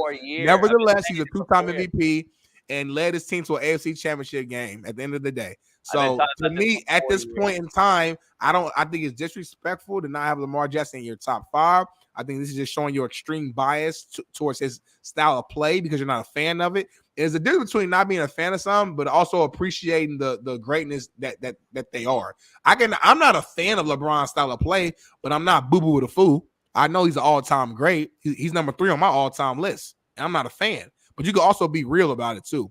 And I just think at this point in time, and I love Jay Herbo. You know I love Justin Herbert. Justin Herbert's a more skilled, talented pocket passer than Lamar Jackson. But to this point, you have no backing to have Justin Herbert in front of Lamar Jackson to this point. Not wins, not in playoff wins, not in MVPs. There's nothing there to have that. And as much as I love CJ Stroud, I think CJ Stroud's going to have an incredible career. Like you just said, we only seen a rookie season. So when you get on me for having like a Caleb Williams, who again hasn't played any ball, so I guess it's different. Let me go. But when I have a guy like that, number 10 on my list, you pick a guy who's had 1 year in his career. That's it. And got him above a cat who's been playing for 7 years, been to an AFC Championship, who actually just beat, like they faced off each other in the big game. And one team got the ass beat. The other team went on. This guy's a 2-time MVP. I just don't understand your logic behind some of these. My biggest thing. So who had better numbers? Who had better overall summary? Aaron Rodgers and Lamar Jackson is the overall issues. Who had a better year? CJ or Lamar? Let's be honest, numbers wise. Numbers wise, CJ. Okay. So I don't know why it's so crazy. Can I just clear the air real quick? Please do. If Lamar could throw the football and be a passer, not just a thrower, I'd have him at 1. That's how freak of nature he is. But he can't. He's not that guy. So that's why I have him where I have him, just to clear the air. If Lamar was a NFL pure passer, he would be number 1. He'd be the best quarterback in the NFL, probably history. So I just throw it out there. And they still was in the AFC Championship game last year. That's the difference. So it was still in the AFC Championship game last year. You know why the quarterback position is very, very mid and bad, in my opinion? Because we not only in the offseason use these so-called street agent as trainers that are just looking for an IG post to go viral. We train the quarterback with this crazy fundamental drills that we see now have become the norm, which is absolute buffoonery. And I want to show you Drake May in an NFL practice that is blowing up and going viral.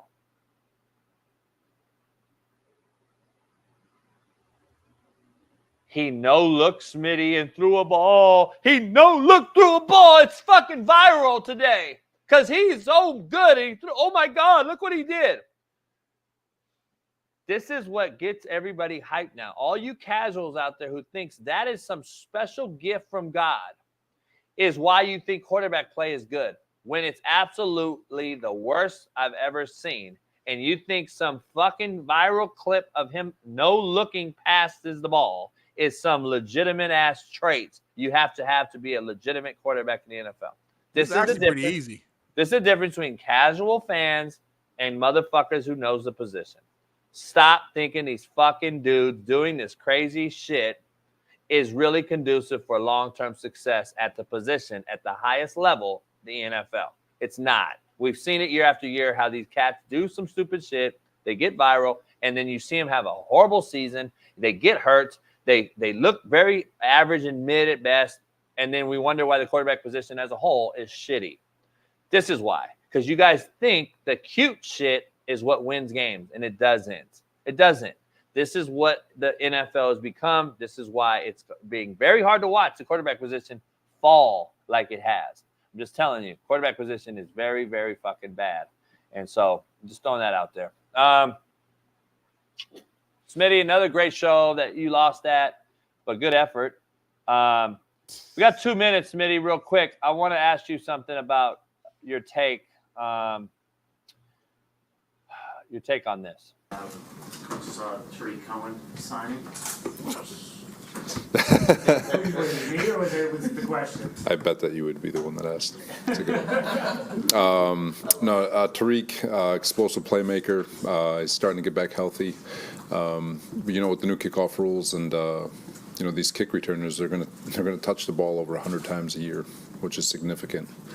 And at least that's what we're anticipating. And a guy like him, he's still young, obviously coming off his injuries, but we're excited to have him aboard. At least it wasn't the crow and the eagle. At least you answered the question. He didn't get into the crow and the eagle. That's all I cared about. One more thing, because tomorrow is going to be Free Game Friday. I want to talk to you about this to end the show. The Queendom fan base is probably defending him today, where I saw – listen, we'll end the show this way because it's near and dear to my heart because it involves dogs. And listen, I grew up in the hood where pits used to fight. We used to pit fight. That's what we grew up doing. Cockfighting and pit fighting in the hood, especially in Compton, was a huge thing. So I did not agree with the Michael Vick thing because I believe Michael Vick was a victim of his environment as I was. We just didn't get caught because we weren't a big name at the time. Michael Vick did things that we all did growing up, plus many worse things. And the truth of the matter when it comes to dogs, if you know anything about dogs and you know anything about certain breeds, go do a Google search. Go do some research on the dog we call greyhounds. Go do a greyhound research on the rich white folks who race greyhounds and actually shoot them and bury them under the track every race. And that is okay. They're okay to do that. But once we do this in the limelight as an athlete, we get castrated for. Michael Vick went to jail for it, obviously. That is why Andy Reid's even greater than people give him credit for, because he got Michael Vick a $100 million contract after he got out of jail. No one wants to talk about that.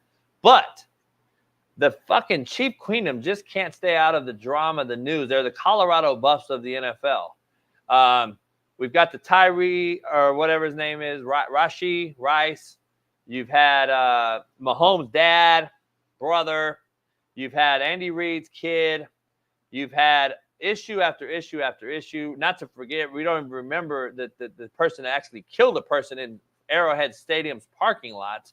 Now you got this cat who apparently left dogs strapped up, chained up, without any food or water. I despise that type of person. No question. I'm not condoning the pit fighting or any of that other shit, especially when dogs die, as a huge dog guy. But I'm also defending the dog at all costs because we surely show videos of pits fighting and grabbing people and biting people and all this shit. Well, I don't blame the dog ever. Just like blaming the kid. I don't blame the kid. When the parent teaches you something, you learn it. Same with dogs. I don't have an issue. Smitty, you ever been scared of my dogs? No, I mean probably when I first met him, just natural black tendencies to be a little hesitant, but not because you don't know. You're walking into a situation, right? But other than that, I'm like, no, they been cool. Did they ever? Were you ever worried like this motherfucker? You know, like no, that's all the love. point. That's the point I make. Yep. It's the owner. It's always the owner, and I just think that when we do things like this to dogs, especially when you have money bugs, it's a direct slap in the face, and I think that that is a huge issue. Don't own dogs then, homie. Don't have dogs. And it's funny because when I had guys getting drafted, Jermaine and Rakeem Boyd and other guys, they were hitting me up because I had puppies at the time. And they were like, JB, I got to get a puppy. I want one of Stogie's puppies because they grew up with Stogie in the office on Last Chance U. And they all wanted a puppy of Stogie. And I'm like, no. You need to focus on being an NFL player first. You don't need to raise a fucking puppy. How are you going to raise the puppy and go out and train at an all-time cliff to be a first-round draft pick like Jermaine was and be the greatest thing and going to get a huge second contract, by the way, all-pro, by the way, last year?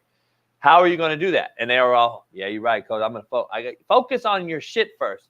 Get a dog later, homie. Get a dog when you're set for life. Get a dog when you're set for life where you can actually train the dog and love the dog and the dog loves you and it's a better home environment. You just train the dog up because you're busy. It's a fucking horrible excuse as a human because you didn't think it out right, period. You should have fucking waited and did your career first. And that's why I did not sell any of my dogs to my players who all wanted one. So call me an asshole if you want, but the dogs are first, period. That's just what it is. What's your take on this whole Chiefs thing as a whole and this bugs issue that's now come out? He's got 2 warrants now. And dogs get treated like dogs. Let's be real, they're not humans.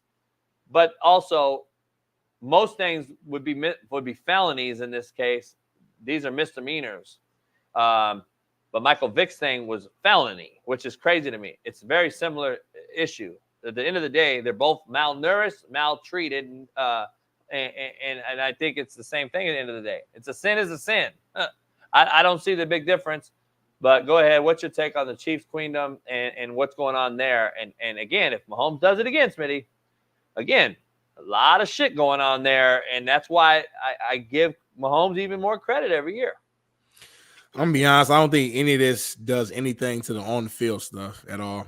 Once they go in that locker room, they put the shoulder pads on, cleats, helmet, and they go out on that field for a 28-period practice.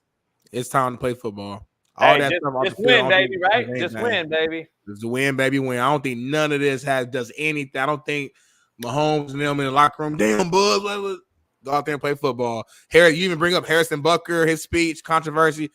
That's what I forgot him, yeah.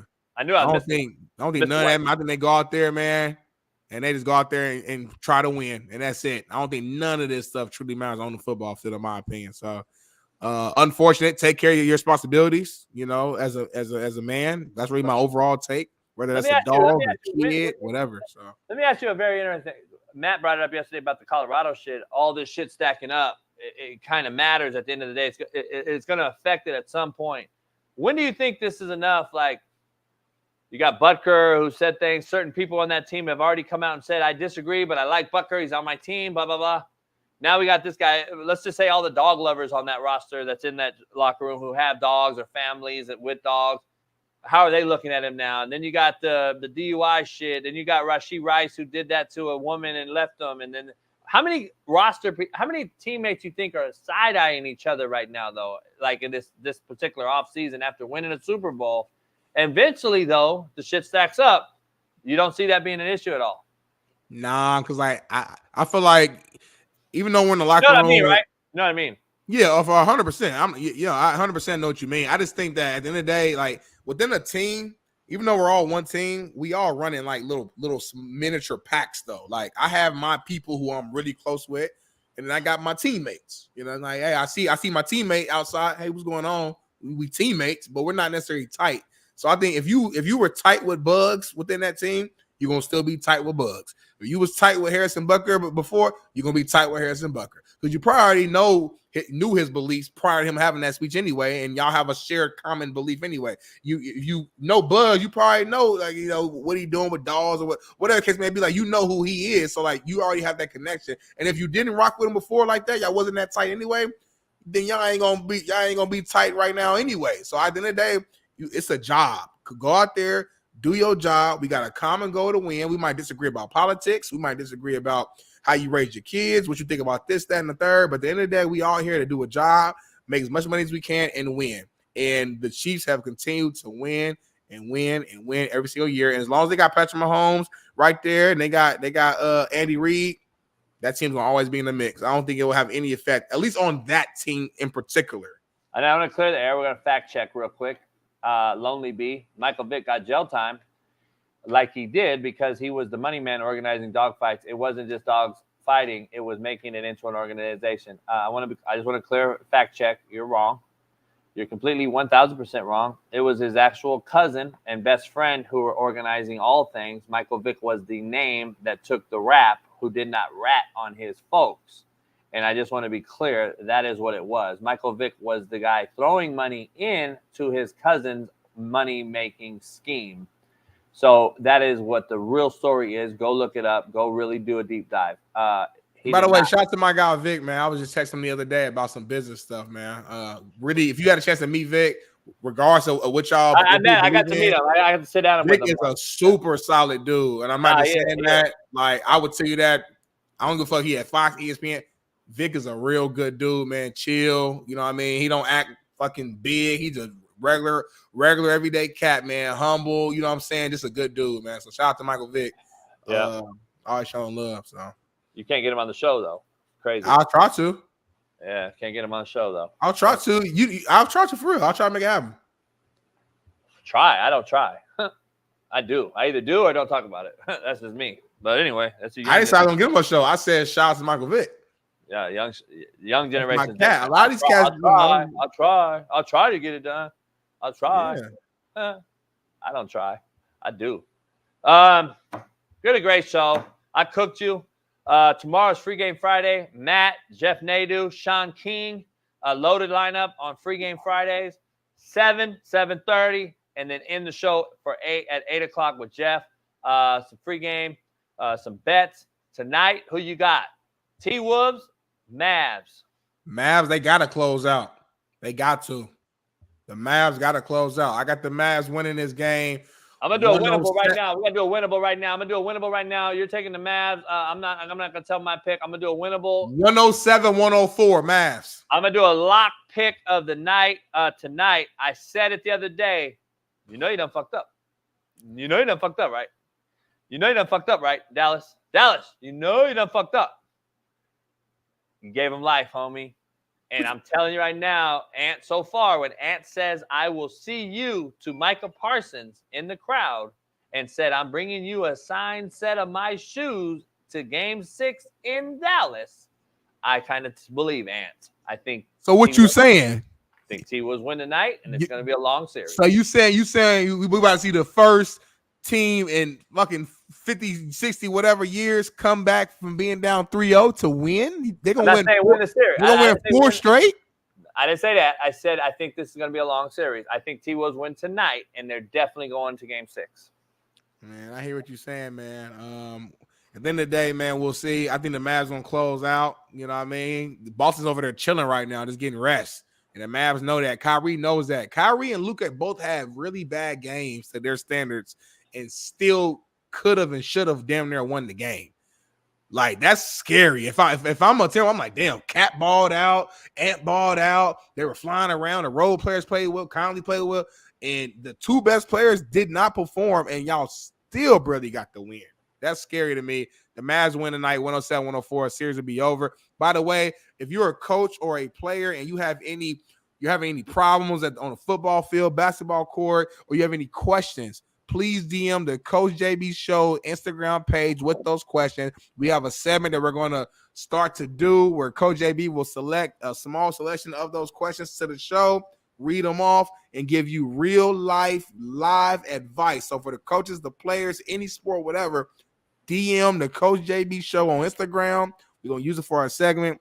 Hey, y'all, we appreciate y'all, man. I'm being in the Discord. Jazzy Jazz got a birthday coming up in June. Shout out to her. All the ladies in here, man, whoever's in here supporting, we appreciate y'all. All the haters, thank y'all, man. I appreciate South Sco 650 for always showing me hate. Appreciate that. And JB, you got any closing remarks? Something good. Come on, something good. No, it's a great day to have a great fucking day. Win on me, win on 3. 1, 2, 3, peace. Issues get pressed so fast, don't get sacked like bags and baggage. Smitty and Jason Brown, kill the ass a rap. We what the game's been missing.